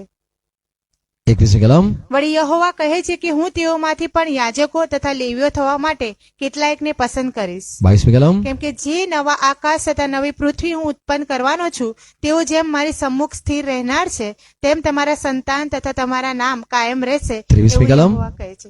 વળી યહોવા કહે છે કે દરેક ચંદ્ર દર્શનને દિવસે ચંદ્ર દર્શન થશે, તથા સાબાત સાબાતો થશે, સર્વ માનવજાત સર્વ માનવજાત મારી હજુરમાં પ્રણામ કરવા સારું. સર્વ માનવજાત એટલે જે આખી પૃથ્વી છે એમાં જેટલા પણ અંદરના અલગ છે ને બહારના લોકો અલગ છે એ બધા લોકો માનવજાત મારા દર્શન કરવા, મારું ભજન કરવા માટે આવશે. બધી ભાષાના લોકો પણ અંદર આવશે, અર્પણો પણ લાવશે, સાબાતો આવશે, નવા ચંદ્ર દર્શને આવશે. જૂના કાળમાં પણ જે બધી ભવિષ્યવાણી હતી કે ચંદ્ર દર્શને આવવું કે ભેગા થવું, આ બધી બાબતો પ્રભુ શરૂ કરશે. ગીત શાસ્ત્ર તેનો 86 એટલે 86મો અધ્યાય તેની 9મી કલમ. હે પ્રભુ, જે સર્વ પ્રજાઓને તે ઉત્પન્ન કરી છે, સર્વ પ્રજાને તે ઉત્પન્ન કરી છે, તેઓ આવીને તારી આગળ પ્રણામ કરશે, તેઓ આવીને તારી આગળ પ્રણામ કરશે. સર્વ પ્રજાઓ તારી આગળ પ્રણામ કરશે અને તેઓ તારા નામનો મહિમા ગાશે. અને તેઓ તારા નામનો મહિમા ગાશે. હવે જે કદાચ નોન ક્રિશ્ચન હોય, જે લોકો પ્રભુને નથી જાણતા, સારા માણસો હોય, મરી ગયા હોય, એમનું શું થશે? એ તો બાઇબલમાં જેમ ન્યાય છે કે અંતકરણ પ્રમાણે પ્રભુ ન્યાય કરે છે, લોકોના બોલવા પ્રમાણે ન્યાય કરે છે. એમને સુવાર્તા ના મળી અને એ લોકો પ્રભુની કૃપા ના મળી અને તેઓને એવી તક ન મળી, પણ હૃદય સારા હોય, કદાચ ગાંડા હોય, નાનું બાળક હોય, આ બધાની શું ભૂલો કદાચ આપણે એ પ્રમાણે કહીએ, એમના જીવનોનું શું?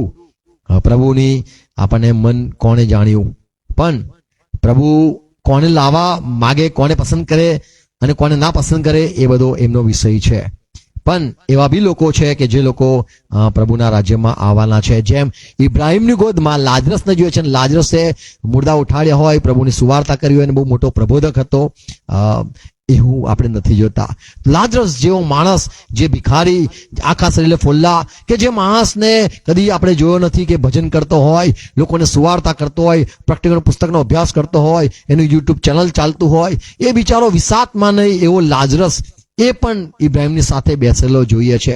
ચોરને પણ કીધું, પ્રભુએ વચન આપ્યું તું મારા સાથે પારદર્શમાં હોઈશ. અને કદાચ કોઈ કે આ ચોરને કઈ લઈ ગયા, તો આપણને કઈ ખબર નથી કેવા કેવા લોકો સ્વર્ગમાં આવવાના છે. હઝીકેલ તેનો 46:9 46:9 વાંચીએ. પણ જ્યારે દેશના લોકો મુકરર પર્વોમાં યહોવાની સમ્મુખ આવે ત્યારે જે પુરુષ ભજન કરવાને ઉત્તર તરફના દરવાજાને આ જે સમય આવવાનો છે એની વાત છે. કયા દરવાજાએ જવાનું? ઉત્તર તરફના દરવાજાને માર્ગે અંદર પેસે. જો ઉત્તરના દરવાજા આ બાજુ માટે છે, આ લોકો માટે કંઈક તેઓને મિષ્ટાન કરવું હોય તો એના માટે છે. પછી તે દક્ષિણ તરફના દરવાજાને માર્ગે બહાર નીકળે. અને દક્ષિણથી બહાર નીકળવાનું જગા. પછી અને જે પુરુષ દક્ષિણ તરફના દરવાજાને માર્ગે અંદર પેસે હા તે ઉત્તર તરફના દરવાજાને માર્ગે બહાર નીકળે. હા જે દરવાજાને માર્ગે તે અંદર બેઠો હોય તેમાં થઈને તે પાછો ન આવે, પણ તો સીધો એક્ઝિસ્ટ એન્ટ્રી આ 12 દરવાજા જે છે તઈના. અને આ નગર જે છે એ દિલ્હી કરતા થોડું નાનું નગર, પણ એટલું મોટું આ મોટું નગર છે. લોકો અંદર જશે અને બહાર આવશે. શું લખી છે? પણ સીધો આગળ ચાલ્યો જઈને બહાર નીકળે. હવે કદાચ કોઈને ખબર હશે કે લોકો દર્શન કરવા જે બધા તીર્થે યાત્રે જાય છે એ લોકો બહુ ધન્ય થઈ જાય છે કે મેં અહીંયા જો આ જન્નતનો દરવાજો છે, જન્નત પાસે પહોંચીને આમ અડકીને કીધું મેં પહોંચી ગઈ. આમ બધા લોકો બહુ જ ખુશ થાય છે, નસીબ માને છે કે ત્યાં પહોંચીને અડકવું. બહુ જ ખબર તમને? આપણા જે હતા બેન પ્રભુમાં હતા શરૂઆતમાં, અને કોણ સુંદર બેન છે, એમનું નામ છે નહીં ખબર, તમને બી નથી ખબર. જન્નતના દરવાજે અડીને આવેલા, બુરખો પહેરીને ગયેલા. હવે તમને થોડું થોડું યાદ આવે. સારું. તો રાખી બેન એમને ત્યાં સાવંત કરેલું કે, અને એ બહુ ખુશ થઈ ગયા કે હું જન્નતના દરવાજાને અડીને આવી. અહીંયા દુનિયામાં લોકો એટલા બધા ધન્ય સમજે છે, જ્યારે આ સ્વર્ગ જ્યારે થવાનું છે એમાં લોકો એન્ટ્રી મારશે અને લોકો ધન્ય થશે, બહાર આવશે. અને અંદર ફળ ખાવા માટેની પણ જે વાત છે એ આપણે જાણીએ છીએ. 52 યશાયા 65:22. આ બધી જે કલમો ઘરે પૂરી થશે એ મારો સવાલ છે તમને કે દરવાજામાંથી જશે, બધી પ્રજા જશે, એ શું છે? તો એ બધી ઘટના ક્યારે બનશે? આખી દુનિયા નાશ થઈ જશે ત્યાં સુધી ક્યારે બનશે? 65:22 કલમ. તેઓ બાંધશે ને તેમાં તેઓ બીજો બાંધશે અને બીજા રહેવા આવશે, એવું નહીં બને. તો જે નવું પૃથ્વી બનવાની છે, પૃથ્વી પર જાત જાતના પ્રજાઓ, જાત જાતની ભાષાના લોકો અને બધા જ પ્રકારના લોકો હશે. તેઓ બાંધશે ઘરો, તેમાં બીજો વસશે, એમ નહીં બને. એવું નહીં થાય કે બાપા બાંધીને ગયા ને છોકરો રેવાઈ ગયો ને બાપાને તક જ ના મળી ઘરમાં રહેવાનું. એવું નહીં બને. તેઓ રોપશે ને તે બીજો ખાશે, રોપશે અને બીજો ખાશે, એવું નહીં બને. કેમ કે ઝાડના આયુષ્ય જેટલું મારા લોકોનું આયુષ્ય થશે. તો ઝાડનું જીવન કદી સમાપ્ત નહીં થતું એવું મારા લોકોનું ઘર જીવન બનશે. ને મારા પસંદ કરાયેલા પોતાના હાથોના કદી પણ એવું નહીં કે આ ઝાડ આટલા વર્ષ જીવે, એવું છે જ નહીં. તમે એને માવજત જેવી કરો એ એવું જ રહે છે. એને કાપતા રહો, ઉગતું રહે, કાપતા રહે, ઉગતું રહે. તો અહીંયા કે છે માણસ, મારા લોકોનું જીવન એવું ઝાડ જેવું થશે અને મારા પસંદ કરેલા આનંદથી કામ કરશે, એમના હાથે કામ કરશે. પોતાના હાથોના કામોના ફળનો ભોગવટો લાંબા કાળ સુધી કરશે. લાંબા કાળ સુધી વખાણ કરશે અને કરશે. 23મી કલમ.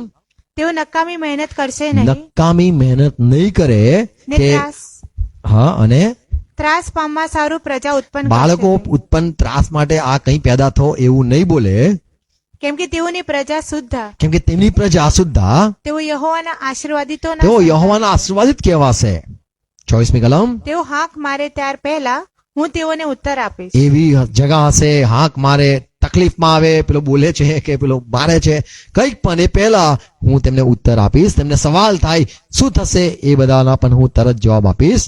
અને તેઓ હજી તો બોલતા હશે, હા, એટલામાં હું તેઓનું સાંભળીશ. હજુ વરુ તથા ઘેટાનું બચ્ચું સાથે ચરશે, હા, ને સિંહ બળદની પેઠે કડપ ખાશે, હા, અને ધૂળ સાપનું ભોજન થશે. હા. મારા આખા પવિત્ર પર્વતમાં તેઓ ઉપદ્રવ કરશે નહીં, તેઓ મારામારી નહીં કરે, ખૂન ખરાબા નહીં કરે, ને વિનાશ કરશે અને નહીં વિનાશ નહીં કરે એવું યહોવા કહે. એવું યહોવા કહે છે.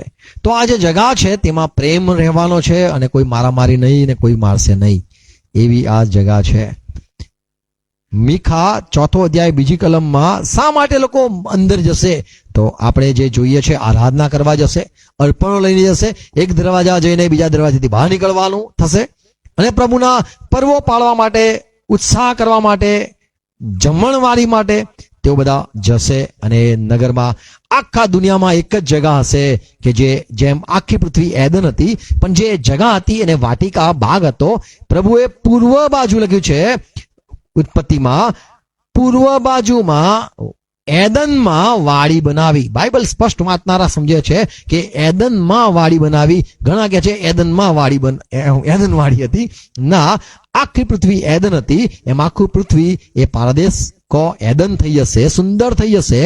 અને સુંદરમાં એક જગા હતી જે આ અહીંયા યરુશલેમ છે. એ પ્રમાણે 4 અધ્યાય મીખા 4 અધ્યાય 2 કલમ. ઘણી પ્રજાઓ કહેશે કે ચાલો ઘણી પ્રજા કહેશે ચાલો આપણે યહોવાના પર્વત આપણે ઉપર યહોવાના પર્વત પર તથા યાકૂબના દેવને મંદિરે જઈએ. યાકૂબના મંદિરના દેવે જઈએ. તે આપણને તેના માર્ગો વિશે એ આપણને શીખવશે શીખવશે એના માર્ગો ને આપણે તેના પંથમાં અને ચાલીશું. આપણે બધા એના પંથે ચાલીશું. કેમ કે નિયમશાસ્ત્ર સિયોનમાંથી હા, તથા યહોવાના વચન યરૂશાલેમમાંથી નીકળશે. તો આ જે નદી છે એમાંથી જ પ્રભુના વચનો પણ નીકળશે. લોકોને શિક્ષણ ત્યાંથી મળશે. યશાયા 2 અધ્યાય તેની 3 કલમ. અહીંયા પણ એ જ વાત છે. એક ભવિષ્યવાણી આ જ છે. લોકો જશે, ભણવા જશે, શીખવા જશે. અધૂરા માણસો જે મરી ગયા હશે, યહોવાને ઓળખવામાં નિષ્ફળ, ખ્રિસ્તને ઓળખવામાં નિષ્ફળ, પવિત્ર આત્માના ઓળખવામાં નિષ્ફળ, જે અધૂરા હશે તે બધા પ્રભુના મનને જાણવા, શીખવા જશે. 3 કલમ. ઘણા લોકો જઈને કહેશે ઘણા લોકો જઈને કહેશે ચાલો આપણે યહોવાના પર્વત પાસે, ચાલો આપણે યહોવાના પર્વત પર જઈએ. યાકૂબના દેવના મંદિર પાસે ચડી જઈએ. હા, તે આપણને તેના માર્ગ શીખવશે તે શીખવશે ને આપણે તેના રસ્તામાં અને ચાલીશું. આપણે તેના માર્ગ કયા પ્રમાણે રસ્તે ચાલીશું. કેમ કે નિયમશાસ્ત્ર સિયોનમાંથી સિયોન માંથી નીકળે છે ને યહોવાના વચન યરૂશાલેમ અને યહોવાના વચન તો યરુશલેમ માંથી નીકળે છે. તો લોકો અહીંયા ભણવા જશે, જાણવા જશે, શીખવા જશે. એવું નહીં કે સ્વર્ગમાં ગયા પછી બધા સંપૂર્ણ થઈ જશે. ના, એમનું જે છે એમને તૈયાર થવાનું પ્રભુ તૈયાર કરે. યશાયા તેનો 33મો અધ્યાય 24મી કલમ લખ્યું છે. શા માટે એ યરુશલેમ લોકો દર્શન કરવા જશે? તો જેમ શરૂઆતમાં લોકો એક કુંડ પાસે બેસી રહેતા હતા, બીમાર હોય તો પાણી હલે અને તેઓ ત્યાં પહેલા ઉતરતા હતા. જે ઉતરતો તે સાજો થતો. સાજા થવા માટે જેમ બેસતા હતા એમ આ જે નગર છે ત્યાં લોકો ફક્ત આરાધના કરવા જ નહીં પણ સાજા થવા પણ જવાના છે. 24મી કલમ. હું માદો છું હું માદો છું એવું કોઈ પણ રહેવાસી કહેશે નહીં. એ પૃથ્વી પર નવી પૃથ્વીમાં રહેનારા એવું નહીં કે હું માદો છું. તેમાં વસનાર લોકોની દુષ્ટતા માફ કરવામાં આવશે. તેમને માફી મળશે, સમજણ પડશે અને તેઓની દુષ્ટતા માફ કરવામાં આવશે અને તેમને સાજાપણું મળવાનું છે. તો એ જે ઝાડ છે એના ઉપર જે સાયા થવાના જે એના પાંદડા છે એ શા માટે છે? નિરોગી કરવા માટે પાંદડા હતા. હવે શું ત્યાં રોગો આવવાના છે કે પાંદડા છે? જો સ્વર્ગમાં બધા નિરોગી જ રહેવાના છે તો પાંદડા શા માટે છે? દર મહિને એ પણ દર્શાવે છે કે ત્યાં સૂરજ ને ચંદ્ર રહેવાના છે. એ પ્રભુના સાક્ષી તરીકે રહેવાના છે કે આ બધું ઈશ્વરનું છે. લુકની સુવાર્તા 24મો અધ્યાય 32 થી 43 43 કલમ જો વાંચીએ તો પ્રભુ જયારે પુનરુત્થાન થાય છે પોતાને બતાવે છે કે જુઓ મને અડકી જુઓ. શિષ્યો ગભરાઈ ગયા, એમ લાગ્યું કે કોઈ દૂત છે, કોઈ આત્મા છે. અને 38 આ તેસમાં પ્રભુ કીધું શા માટે તમે ભયભીત થયા છો? શા માટે તમે અવિશ્વાસ કરો છો? વાંચો કલમ. લુક કઈ કલમ છે? લુકની સુવાર્તા તેનો 24 બહુ સરસ. 38. તેણે તેઓને પૂછ્યું કે તમે કેમ ગભરાઓ તમે છો? શા માટે ગભરાઓ છો? અને તમારા મનમાં તર્ક વિતર્ક કેમ થાય છે? હા, મારા હાથ પગ મારા હાથ અને મારા પગ જુઓ કે હું પોતે જ હું પોતે જ છું. મને હાથ અડકાડીને મને જુઓ. હાથ અડકાવો. કેમ કે જેમ તમે જુઓ છો કે મને માંસ થતા હાડકા છે તેમ આત્માને હોતા નથી. મનુષ્ય મરીને આત્મા નથી થઈ જતો. સ્વર્ગમાં આત્મા નહીં હોય કે આરામ પાર જતા રહે, એકબીજાને ભેટવા ગયા હોય અને આરામ પાર નીકળીને બીજાને ભેટી લો. એવું નહીં હોય. પ્રભુ કીધું હાથ અડકાવો, પગને જુઓ. આત્માને માંસ હાડકા નથી હોતા, પણ મને છે. તો આપણને જે નવું શરીર મળવાનું છે એમાં માંસ હાડકા છે. અને આગળ જે જોઈએ છે 42, અને આ લોકો આનંદને મારે વિશ્વાસ નતા કરતા, ત્યારે પ્રભુએ કીધું કંઈ ખાવાનું છે, દાંત પણ છે મંજો. અને પ્રભુએ દાંતથી ચાવી, શું ચાવ્યું? 42, તેઓએ તેને શેકેલી 42, માછલીનો 42. તેઓએ તેને શેકેલી માછલીનો એક કકડો આપ્યો. પ્રભુને કીધું ખરેખર તમે આત્મા છો કે નહીં, મને જોવા દો. અને કકડો આપ્યો, તે લઈને તેણે તેઓની આગળ ખાધો. તેણે તેઓને કહ્યું કે હું તમારી સાથે હતો ત્યારે મેં એ વાતો તમને કહી હતી. તો મેં કીધેલું કે જીવતો થઈ જઈશ. અને પ્રભુ ઈસુ ખ્રિસ્તને જેમ શરીર મળ્યું એ જ પ્રમાણે દરેક લોકો ત્યાં જવાના છે. તેઓ પોતાના વસ્ત્ર ધોવાના છે અને મંદિરમાં અથવા તો નવા નગર જે છે એમાં પ્રવેશ કરશે.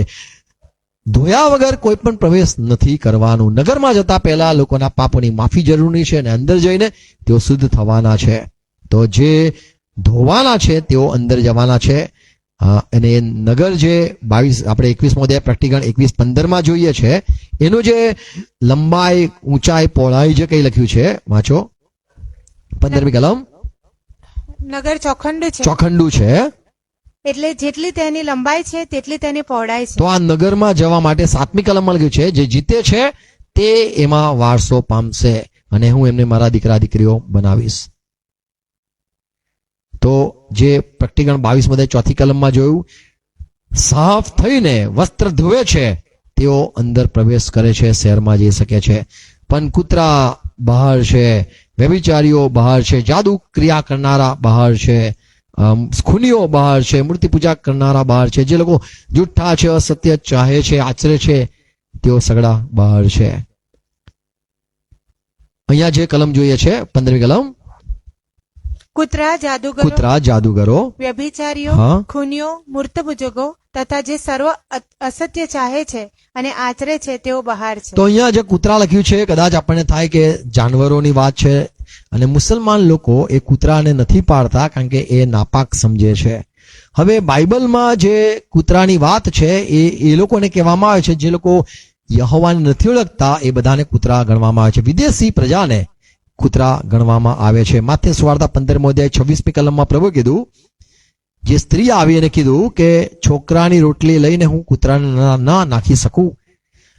રોટલી મેં છોકરાઓ માટે બનાવી છે અને કૂતરાને માટે નથી. એટલે વિદેશી સ્ત્રી તું છે, તારા માટે નથી રોટલી. તો વિદેશીને કૂતરા તરીકે કહેવામાં આવે છે. ફિલિપીનો પત્ર 3 અધ્યાય 2 કલમમાં પાઉલ કહે છે, કૂતરાઓથી સાવધાન રહેજો. એટલે જે લોકો વિદેશી છે, જે લોકો પ્રભુને ઓળખતા નથી, ભૂંડા કામ કરે છે, તેમનાથી તમે સાવધાન રહેજો. યશાયા 56:56 56મો અધ્યાય તેની 11મી કલમમાં કે છે, આ બધા દુનિયાના લોકો એ તો બધા લાલચી કૂતરા છે અને તેઓ કદી બસ નથી કહેતા, ધરાતા નથી, એવા કૂતરા છે.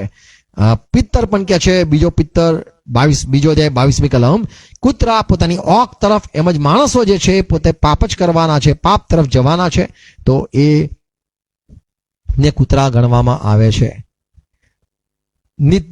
પુનઃ નિયમ તેનો 23મો અધ્યાય 18મી કલમમાં લખ્યું છે, કૂતરાની કમાણી તમારે મંદિરમાં લાવી નહીં. એટલે કૂતરા જે કમાતા હોય, એટલે વિદેશીની જે કમાણી હોય એ ચર્ચ બાંધવામાં નથી વપરાતું, અથવા તો પ્રભુના સેવા માટે એના નાણાં નથી વપરાતા. જે નાણાં કૂતરાના હોય, કૂતરાને કમાયેલા હોય, એટલે વિદેશી કમાતા હોય એમના પૈસા નથી વપરાતા. કદાચ પ્રભુ એમને કૃપા આપે એવું આપણે કહીએ. 3 યોહાનનો પત્ર તેનો 7મી કલમમાં યોહાન એવું સ્પષ્ટ કહે છે કે અમુક સેવકો પ્રભુના જે નીકળ્યા છે, સુવાર્તા કરે છે, તેઓ વિદેશી પાસેથી કશું લેતા નથી.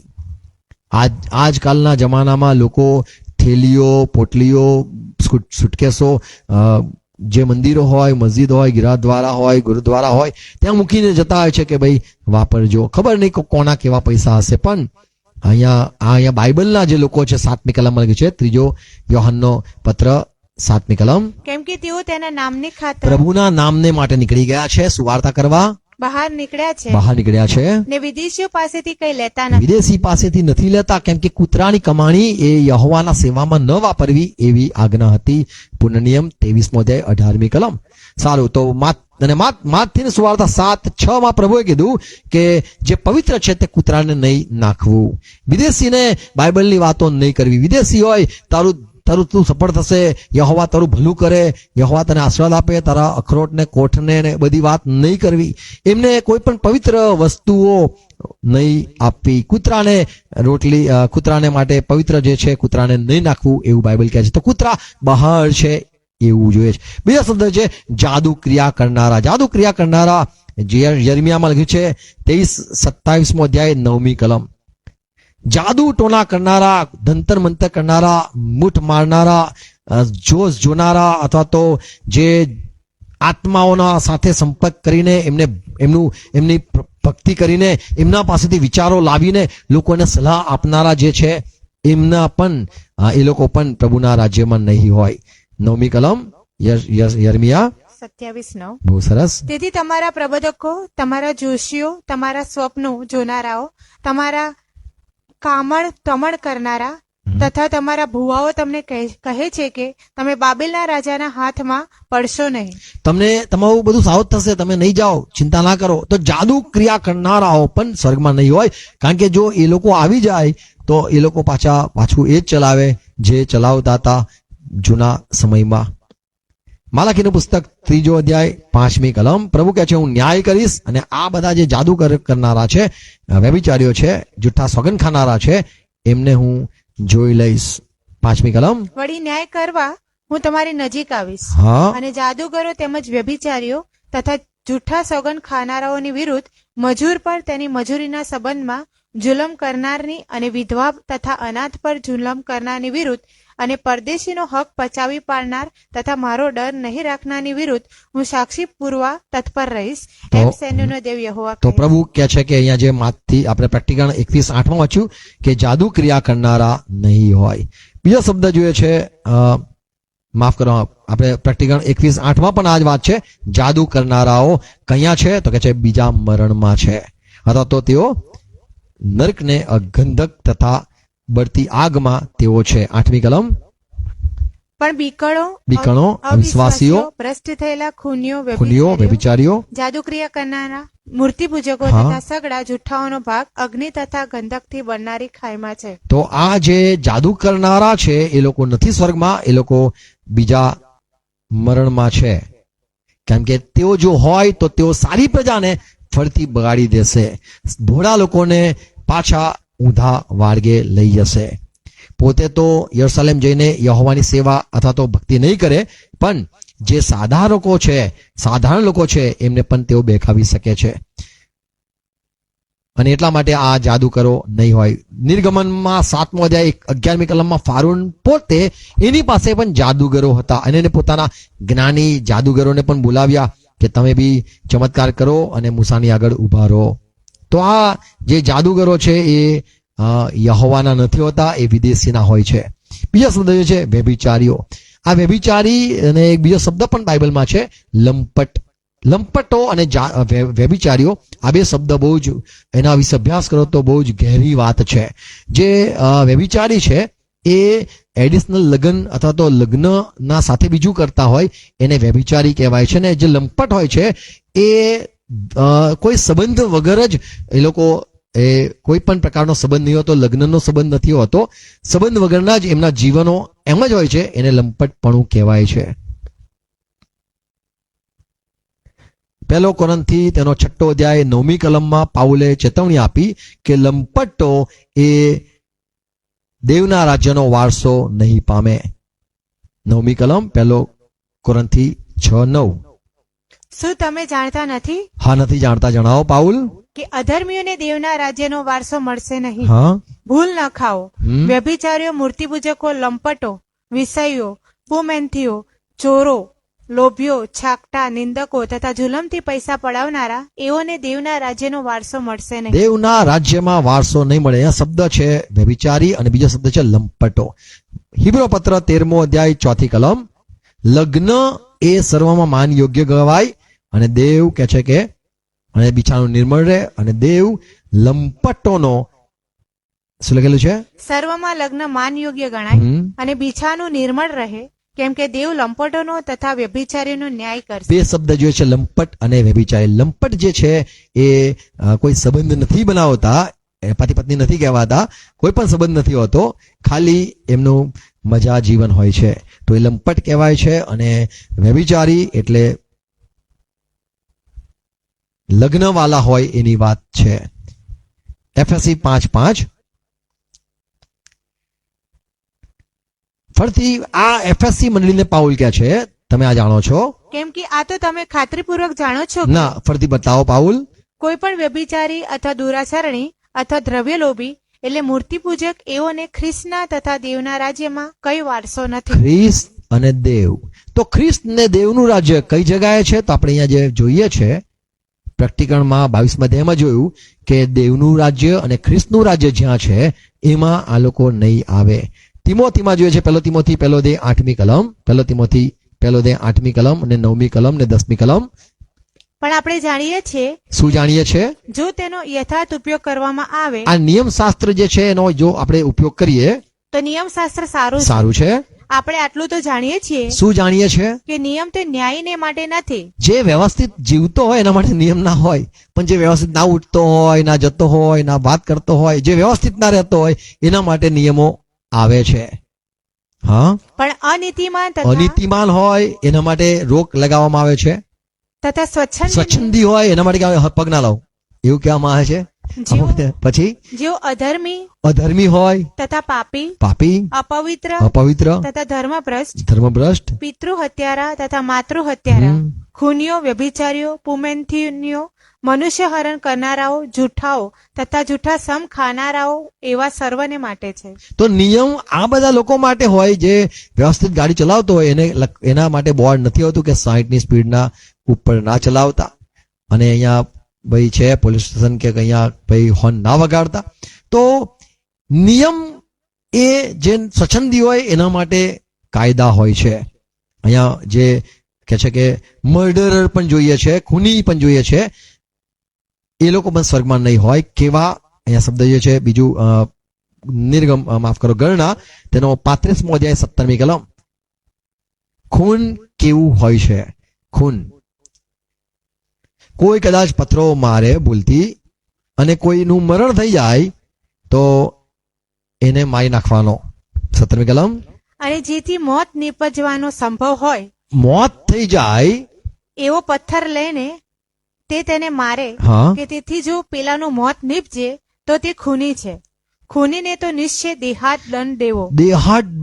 દેહાત દંડ દેવો. ખૂનીને તો નહીં જ જોઈએ, સ્વર્ગમાં ખૂની નહીં. 1 યોહાનનો પત્ર 3 અધ્યાય 15મી કલમમાં અહીંયા જ્યારે આદમના 2 દીકરા હતા, સારો દીકરો ખરાબ દીકરો આપણને ખબર છે. પહેલો ખરાબ દીકરો હતો જે કાઈન હતો, અને કાઈને પોતાના ભાઈને મારી નાખ્યો, અને ખૂની અને એના કારણે લખ્યું છે એ જે ખૂની છે તેઓ અનંત જીવનમાં નહીં પ્રવેશ કરતા, એમનામાં જીવન નથી. વાંચો. જે કોઈ પોતાના ભાઈ પર દ્વેષ રાખે દ્વેષ રાખે છે તે મનુષ્ય ઘાતક છે. એ તો મનુષ્ય ઘાતક છે. અને તમે જાણો છો કે કોઈ મનુષ્ય ઘાતક મનુષ્ય ઘાત કરનાર એટલે ખૂની અનંત એને જીવન રહેતું નથી. અનંત જીવન નથી રહેતું. એના માટે તો જે ખૂની છે એ લોકો નહીં આવે, એમને અનંત જીવનમાં કોઈ વારસો નથી. 1 કોરિન્થી 10મો અધ્યાય 14મી કલમ. અહીંયા લખ્યું છે બાળકો મૂર્તિ જે છે એનાથી નાસી જાઓ. એ માટે મારા વાલાઓ હા, મૂર્તિ પૂજાથી નાસી જાઓ. હવે પાઉલ એવું કહે છે. હવે યોહાન જોઈએ 1 યોહાન પત્ર 5:21મી કલમ. નાના બાળકો, યોહાન સંત કહે છે મારા બાળકો સાવધ રહીને મૂર્તિઓથી દૂર રહો. મૂર્તિઓથી દૂર રહો. સફાનિયા 1 અધ્યાય 9મી કલમ જોઈએ, ત્યાં પણ કહે છે મૂર્તિ પૂજા કરનારાને હું શિક્ષા કરીશ. યર્મિયા 50:36 જોઈએ. સફાનિયા 1:9. જેઓ ઉમરાઓ કૂદી જઈને હા. જોર જુલમથી અને ઠગાઈથી પોતાના ધણીનું ઘર ભરે છે તે સર્વને હું તે દિવસે શિક્ષા કરીશ. હા, તો અહીંયા છે ઉલ્લંઘન કરે છે એવરી આઇડલ વર્શિપર, એટલે પ્રભુ કહે છે એના વિરુદ્ધ જાય છે ત્યારે આ પ્રમાણે પ્રભુ ન્યાય કરશે. 50મો અધ્યાય તેની યર્મિયા 50 તેની 36મી કલમ વાંચીએ. દરેક જે અસત્ય વાળા છે તે દરેક પર તલવાર આવશે. વાંચો 50મો 36મી 36. ઓકે, યશાયા 50:36 છે. યશાયા 50:36 છે. હે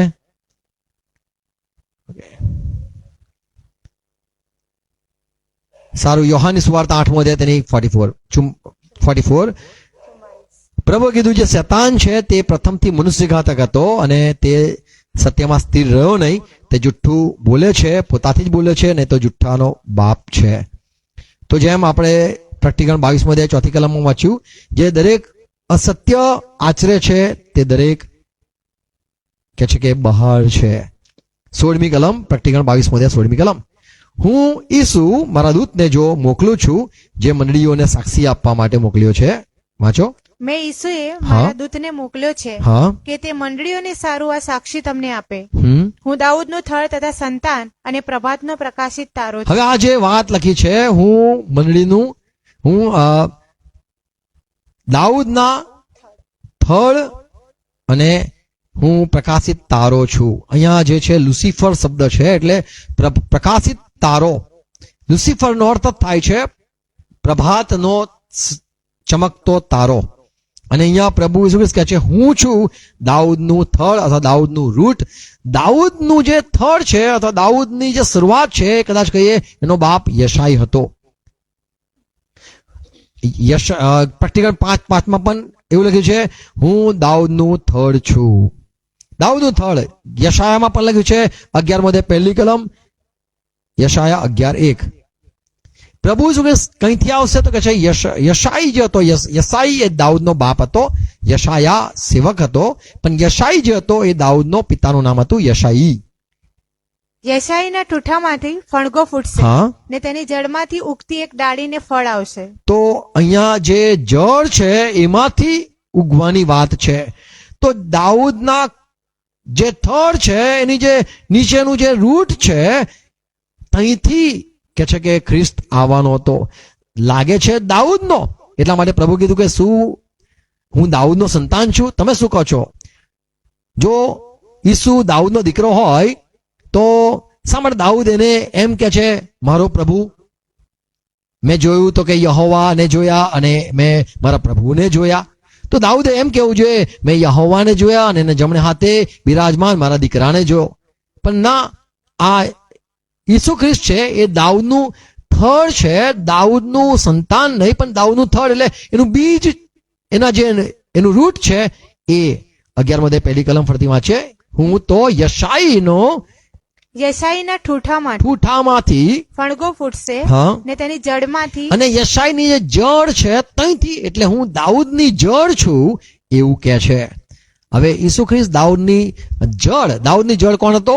તો દાઉદનું જે જળ હતું એ તો જળ તો આદમ હતો અને આદમથી જ દીકરા બાળકો આવીને દાઉદ આવેલો. 1 કોરિન્થી 15મો અધ્યાય 45મી કલમમાં પાઉલ કહે છે કે પ્રભુ ઈસુ ખ્રિસ્ત એ બીજો આદમ છે. પહેલો આદમ માટીમાંથી હતો, પણ આ જે ઈસુ છે બીજો આદમ અને એ જીવન આપનાર આત્મા થયો. તો ઈસુ ખ્રિસ્તને પણ આદમ કહેવામાં આવે છે, જળ કહેવામાં આવે છે, રૂટ કહેવામાં આવે છે. યશાઈની જે જળ છે એ આદમ હતો અને આદમની બાજુમાં બીજો આદમ જ હતો. જેમ આદમને રોપવામાં આવ્યો અને આદમનું બહુ મોટું ઝાડ થઈ ગયું, એમ ઈસુ પ્રભુને પણ જે સમયે એને મૂક્યો હતો પણ એક સમય આવ્યો જ્યારે ત્યાંથી એ કળી ફૂટી અને દાઉદમાંથી નીકળી. પણ હતો તો એ પહેલાથી દાઉદના જળમાં જ હતો. એટલે દાઉદનું થળ કહો કે એને જળ કહો, પ્રભુ કહે છે હું દાઉદનું જળ છું. એટલે દાઉદનો જે જળ હતું એ આદમ હતું, પણ આદમની સાથે જ બીજો આદમ પણ હતો, આ ઈસુ ખ્રિસ્ત જે આપણે કહીએ કે મનુષ્ય દેહ ધારણ કરીને આવ્યા. મોર્નિંગ સ્ટાર જે છે જૂના કરમાં અયુબનું પુસ્તક તેનો વાંચીએ 38મો અધ્યાય 7મી કલમમાં લખેલું છે આ જે પ્રભાતનો તારો હતો તે પણ બીજા બધા તારાઓ સાથે પ્રભુની આરાધના કરતો હતો. 7મી કલમ. અને સર્વ દેવદૂતો સર્વ દેવદૂતો હર્ષનાદ કરતા હતા. હા તે દરમિયાન તેના ખૂણાનો પથ્થર કોણે બેસાડ્યો? સારું. તો અહીંયા છે બધા તારા પણ પ્રકાશિત તારો પણ એમની સાથે આરાધના કરતો હતો. પ્રકાશિત તારો લખેલું છે. યશાયા 14મો અધ્યાય 12મી કલમમાં આ જે તારો પડ્યો લુસિફર એના વિશે લખેલું છે. 12મી કલમ. રે તેજસ્વી તારા, રે તેજસ્વી તારા, પ્રભાતના પુત્ર, પ્રભાતના પુત્ર, તું ઊંચે આકાશમાંથી કેમ પડ્યો છે? અહીંયા છે પ્રભાતનો પુત્ર, રે તેજસ્વી તારા. 14મો અધ્યાય 13મી કલમ. તે કહ્યું કે હું બધા તારા ઉપર જઈશ. એટલે આ શેતાન જે છે એ પણ એક તારો કહેવાય છે. અને એને વિચાર્યું હું બધા તારા, ઈશ્વરના જે તારા છે એટલે ઈશ્વરના દૂતો છે એમના ઉપર હું જઈશ. પણ એને તેજસ્વી તારો કહેવામાં આવ્યું. અને પ્રભુ ઈસુ ખ્રિસ્ત પણ કહે છે હું પણ એક તેજસ્વી પ્રભાતનો તારો છું. તો પ્રભુ ઈસુ ખ્રિસ્ત કેવી રીતે આ શેતાનનું નામ જે છે લુસિફર કે પ્રકાશિત તારો શા માટે લે છે અથવા કેવી રીતે થયો? કોલોસીના પુસ્તકમાં 2 અધ્યાય 14-15 કલમ જો વાંચો તો પાઉલ બહુ જ અદ્ભુત વાત સમજાવે છે. કોલોસી 2 અધ્યાય 14-15માં પ્રભુ ઈસુ ખ્રિસ્ત જ્યારે વધસ્તંભ પર હતા ત્યારે એમને કંઈક કર્યું અને ત્યાં એ વધસ્તંભ પર કે છે એને વેરને મારી નાખ્યું. અને બીજું પણ એને કર્યું, જે રાજ્યો હતા, અધિપતિઓ હતા, એ બધાની આગળ શેતાનને ખુલ્લી રીતે ઉઘાડો કર્યો. 14-15 કલમ વાંચો, સાંભળો. અને વિધિઓનું ખત હા, જે આપણી વિરુદ્ધ હતું અને આપણને પ્રતિકૂળ હતું તેને ભૂંસી નાખીને તથા વધસ્તંભે તેને ખીલા મારીને વધસ્તંભ ઉપર તે ખુલ્લા મારીને વચમાંથી કાઢી નાખ્યું. હા, અને રાજ્યો તથા અધિકારોને તોડી પાડીને રાજ્યો અધિકારીઓ પણ છે બધું તોડી નાખ્યું. વધસ્તંભે તેઓ પર જય મેળવી હવે અહીંયા વધસ્તંભ પર શું કર્યું? જય મેળવીને તેઓને જાહેર રીતે ઉઘાડા પાડ્યા. જાહેર રીતે ઉઘાડા કર્યા. હા, એનો અર્થ અહીંયા થાય છે ઇંગ્લિશમાં સ્પોઇલ છે અથવા તો એમ કહેવાય છે ડિસઆર્મ. એ જે સૈન્ય છે એને એને આખું હટાવી દીધું. જેમ કોઈ મોટી પદવી પર હોય, એના તારાઓ લાગેલા હોય, તારા બધા કાઢી નાખવામાં આવે એ પ્રમાણે એનું એપમેડુ એમાઇટ એ પ્રમાણે શબ્દ વપરાયો છે ગ્રીકમાં, એપ એક ડુ એમાઇટ. અને આ એક વાર શબ્દ વપરાયો છે. અને આ જેમ કોર્ટ માસ્ટર કરે છે, કોર્ટ માર્શલ જેમ સામે જે સૈનિકો હોય અથવા તો જેને હટાવી દેવામાં આવે, એના બિલ્લા કાઢી નાખવામાં આવે, એની પદવી જતી રહે છે. એ પ્રમાણે પ્રભુએ જાહેરમાં કે છે એને લોકોની આગળ એનો તમાશો કરી દીધો. ઇંગ્લિશ હિન્દીમાં છે તમાશા કિયા. એટલે એને એની જે પદવી હતી કાઢી નાખી. અને એટલા માટે ઈસુ ખ્રિસ્ત કે છે હું કોણ છું? હવે હું પ્રભાતનો તારો છું. જે પ્રભાતનો તારો હતો, જે આરાધના કરતો હતો, એ ને હટાવી દઈને હવે હું આ જગા લઈ લઉં છું. આ જગતનો અધિકારી જે હતો એ શેતાન હતો. અને પ્રભુએ કીધું જો આ જગતનો અધિકારી આવે છે શેતાન. અને એમ પ્રમાણે પણ લખેલું છે આ જગતનો દેવ શેતાન કહેવાય છે. હવે એનું રાજ્ય જતું રહેશે અને નવું જે પૃથ્વી છે એમાં ઈસુ ખ્રિસ્ત રાજા બની જશે. અને એ પ્રભાતનો તારો અને દેવનો મનગમતો એ આ ઈસુ ખ્રિસ્ત એ રાજ કરવા લાગી જશે. Praise God. પ્રકટીકરણ 2 અધ્યાય 28મી કલમમાં પ્રભુ કીધું 2:28 હું જ છું જે જીતેલો છું અને મારા બાપની સાથે બેઠેલો છું. હું કોઈને ચાહું એને હું પ્રભાતનો તારો આપીશ. 28મી કલમ. વળી હું તેને પ્રભાતનો તારો આપીશ. હું પ્રભાતનો તારો છું, હું પ્રભાતનો તારો આપીશ. તો જે આપણે પ્રકટીકરણ 22 અધ્યાય 16મી કલમ વાંચી, હું દાઉદનું થડ છું અને હું જ પ્રભાતનો તારો પણ છું. તો આપનાર એ જ છે. એ આપણને અધિકાર, કદાચ જે રાજ્યો છે શેતાને એના પોતાના રાજ્યમાં જાત જાતના લોકોને નિમેલા છે. જેમ સ્વાપદ આવશે તો અધિકાર અજગર જ આપવાનો છે, જૂઠા પ્રબોધકને પણ અજગર જ અધિકાર આપે છે. બધી જે વ્યવસ્થા કરવાનો છે એ આ જ અજગર છે. હવે ઈસુ ખ્રિસ્ત એ ચાહે એને પોતાનું રાજ્ય અધિકાર આપશે. 22 કલમ પ્રકટીકરણ 22:16. મેં ઈસુએ મારા દૂતને મોકલ્યો છે હા, કે તે મંડળીઓને સારું આ સાક્ષી તમને આપે. હું દાઉદનું થડ તથા સંતાન અને પ્રભાતનો પ્રકાશિત તારો છું. 17મી કલમ. આત્મા તથા કન્યા બંને કહે છે, આત્મા અને કન્યા બંને એવું કહે છે, આવ. આવ. જે સાંભળે છે તે એમ કહે કે આવ, અને જે તરસ્યો હોય તે આવે, જે ચાહે તે જીવનનું પાણી મફત લે. અહીંયા જોઈએ છે પવિત્ર આત્મા અને કન્યા જે આવી ગઈ છે તે પણ કહે છે, બીજા બધાને પણ કહે છે, તમે અંદર આવી જાઓ, તમને સમય છે, તમારી પાસે તક છે, તમે આવી શકો છો. એવું નહીં કે આવી ગયા છે, સમય પૂરો થયો છે, પણ હજુ પણ પ્રભુની કૃપા ચાલુ છે અને કોઈ પણ પાછળ ન રહે એવું પ્રભુ ઈચ્છે છે. જેટલા બી ચાહે એ આ જીવનના પાણી ને જીવનનું જે ઝાડ છે અને જે પારદેશ છે એમાં ફળ છે, એ વારસામાં હજુ પણ લોકોને આમંત્રણ છે. પ્રકટીકરણ પહેલો અધ્યાય તેની 3જી કલમમાં લખ્યું છે કે જે વચન સાંભળે છે, જે વચન વાંચે છે, જે આ બધી ભવિષ્યવાણી પર વિશ્વાસ કરે છે તે દરેકને ધન્ય છે. 3જી કલમ. આ ભવિષ્ય વચનો જે વાંચે છે હા, ને જેઓ સાંભળે છે અને એમાં જે લખેલું છે તે પાડે છે તેઓને ધન્ય છે, કેમ કે સમય પાસે છે. તો સમય પાસે છે. અને કે છે અહીંયા જે આપણે 17મી કલમ વાંચી કે આત્મા પણ આ જ વાત કહે છે, મંડળી પણ આ જ વાત કહે છે, આવ. અને સાંભળનારા જે છે, અહીંયા લખ્યું છે જે આપણે વાંચ્યું, જે વાંચે છે ને સાંભળે છે, વાંચીને સંભળાવવામાં આવે છે, તે દરેકને આમંત્રણ છે કે આવે અને જીવનનું પાણી એટલે એ જગામાં હિસ્સેદાર થાય. 18મી કલમ. આ પુસ્તકમાંના ભવિષ્ય વચનો જે કોઈ સાંભળે છે હા. તેને હું સોગંદ લઈને કહું છું કે જો કોઈ તેઓમાં વધારો કરશે તો તેના પર દેવ આ પુસ્તકમાં લખેલા અનર્થો વધારશે. તો અહીંયા જે છે કે આ પુસ્તકમાં જે બધી ફાઇનલ વોર્નિંગ આપેલી છે કે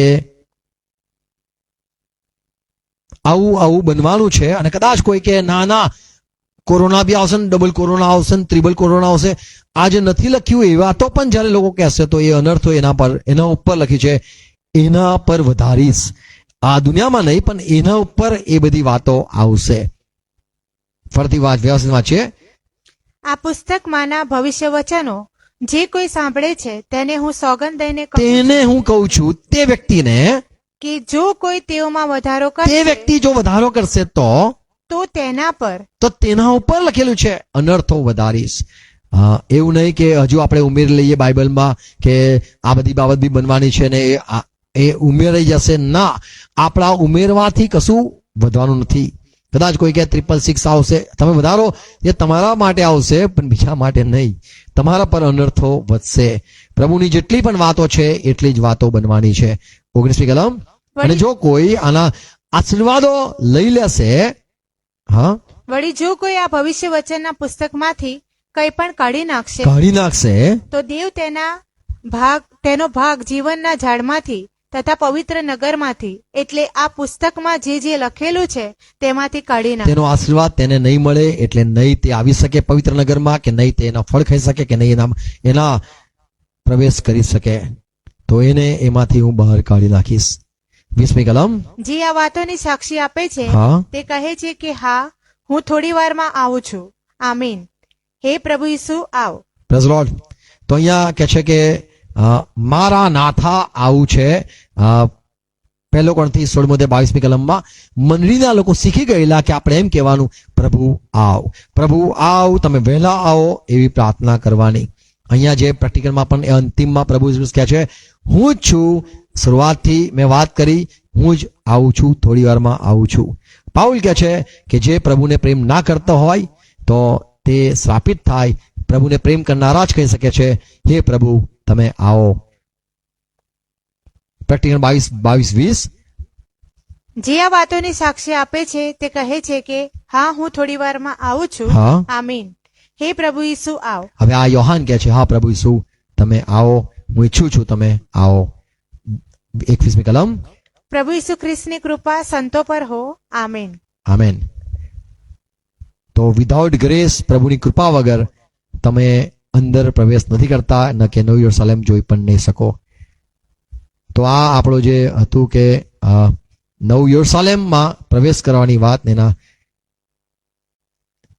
કોણ કોણ પ્રવેશ કરશે. 16મી કલમ વાંચવા માંગુ છું. પ્રેક્ટિકલ 21 16મી કલમ. નગર ચોખંડું છે, નગર ચોખંડું છે, એટલે જેટલી તેની લંબાઈ છે તેટલી તેની પહોળાઈ છે. હા, તેને છડીથી નગરનું માપ લીધું છડીનું માપ લીધું, તો તે 1,500 માઇલ થયું. હા, તેની લંબાઈ તથા પહોળાઈ તથા ઊંચાઈ સરખી છે. 1,500 માઇલ થયું અને ઊંચાઈ પહોળાઈ સરખી છે. પછી તેણે તેના કોટનું માપ હવે લીધું. કોટ જે હતો એનું પણ માપ લીધું. તે માણસના માપ પ્રમાણે એટલે દૂધના માપ પ્રમાણે. હવે માણસનું માપ ને દૂતનું માપ એટલે માણસનો જેટલો હાથ છે એટલો જ દૂતનો હાથ છે એ પ્રમાણે વાત કરે છે. ગણતા ગણતા 144 હાથ થયું. અને આપણે બાઇબલ જાણીએ છીએ કે દૂત જે છે એમની પણ સાઈઝ આપણા જેવી જ છે, આપણા જેટલી છે. 4 પ્રકારના દૂત છે, પણ એમાં એ જે મનુષ્ય જેવા દેખાતા દૂત છે એ જ્યારે સદોમ ગોમોરમાં આવ્યા ત્યારે માણસો જે સદોમ ગોમોર હતા તેઓએ જોઈને કીધું આ માણસો ને અંદર આવી તું લોટ લઈ ગયો છે એમને બહાર મોકલ. તો માણસનો હાથ દૂતનો હાથ એ પ્રમાણે અહીંયા લખ્યું છે એમનો પણ 144 હાથ હતું. હવે આ જે શહેરની જે 16મા કલમમાં લંબાઈ પહોળાઈ ઊંચાઈ લખી છે એ 1,500 માઇલ એટલે 2400 કિલોમીટર લંબાઈ. 2400 કિલોમીટર લંબાઈ એનો ઘેરાવો હતો અને 70 મીટર કહીએ એટલી એની જાડાઈ હતી. 216 ફૂટ જેટલું એ પહોળો હતો. 70 મીટર કહો એટલો એ પહોળો એનો એ કોટ હતો. ઇઝરાયલ જે છે એ એમ છે કે એનું 445 કિલોમીટર એનો એરિયા છે. 445 કિલોમીટર જ એનો એરિયા છે. અને આ જે 2400 જે કિલોમીટર છે એ હિમાલયા જે છે એનો જે આખો ફરતી જે જગા છે આખું કહીએ પર્વત એ જ કહેવાય છે 150 માઇલ જેટલું આ ઘેરાવો. એટલું મોટું નગર એ પૃથ્વી પર ઉતરવાનું છે. Praise God. અને નગરમાં જે પ્રવેશ કરવાના છે જેમ જોઈએ છે કે પ્રભુના જે પસંદ કરેલા છે જે જીતે છે તેઓ પ્રવેશ કરશે. અંદર જવા માટે આપણે જે શુદ્ધ થાય છે તેઓ જાય છે અને અંદર શા માટે જાય છે પણ આપણે જોઈ ગયા. Praise God. તો અહીંયા જે 17મી કલમમાં છે 22-17મી કલમમાં પ્રભુ કહે છે કે હું થોડી વારમાં આવું છું અને આત્મા મંડળી પણ કહે છે, કન્યા પણ કહે છે આવો પ્રભુ. આપણો પણ પ્રભુ આપણને જ બોલાવે છે, આપણે પ્રવેશ કરવા માટે તૈયાર થઈએ. Praise God. પ્રભુ દરેકને કૃપા આપે અને જેમ પ્રમાણે આ બધા આપણે પ્રેક્ટિકલનું પુસ્તક વાંચ્યું હું આશા રાખું છું કે તમે એ વાત પર વિશ્વાસ કરો છો. હું પ્લીઝ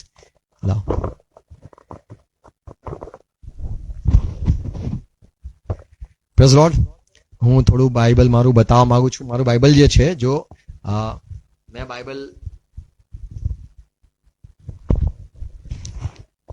બાઇબલ વાંચેલું છે એવું કહેવા માંગુ છું. એટલે તમે અવિશ્વાસ ના કરો. તમને કદાચ સવાલ હોય તો તમે કરી શકો છો. Praise God. અભિમાન નથી. પ્રભુ ઈસુની મારા પર કૃપા છે. તમારા પર બી કૃપા કરે. તમે બી પુષ્કળ બાઇબલ વાંચો. Praise God. એવું લાગે છે દાદાએ આપેલું બાઇબલ છે. હા, મેં બહુ જ નવો કરાર તો મેં બહુ જ બધો વાંચ્યો છે. પ્રભુ ઈસુને હું પ્રેમ કરું છું. તમે બી પ્રભુને પુષ્કળ પ્રેમ કરો. God bless you. Thank you. પ્રાર્થના કરીએ. પિતા, અમે પ્રભુ ઈસુ ખ્રિસ્તના નામમાં નમીએ છીએ. તમારા પવિત્ર વચન માટે આભાર માનીએ છીએ. પ્રભુ, આ જે બાબતો ઘટના બનવાની છે એના પર વિશ્વાસ કરવા માટે દરેકને સહાય કરો. અને પ્રભુ તમારી બધી જ મહેરબાની માટે આભાર માનીએ છીએ. નવા યરુશલેમમાં અમે પણ હોઈએ, પહેલા પુનરુત્થાનમાં મારો પણ ભાગ હોય એવા જીવન જીવા માટે પવિત્રમાં તમે જ છો મદદ કરાવનાર. મદદ કરાવો. જોડેલા બધા મારા ભાઈ બહેનોને આશીર્વાદ મળે, પુષ્કળ કૃપા મળે, સતતા મળે, પ્રકાશ મળે, સતત સાથે જોડાનાર દરેકનું ભલું થાય પ્રભુ ઈસુ ખ્રિસ્તના નામમાં. આમીન. પ્રભુ સાથે કરીએ.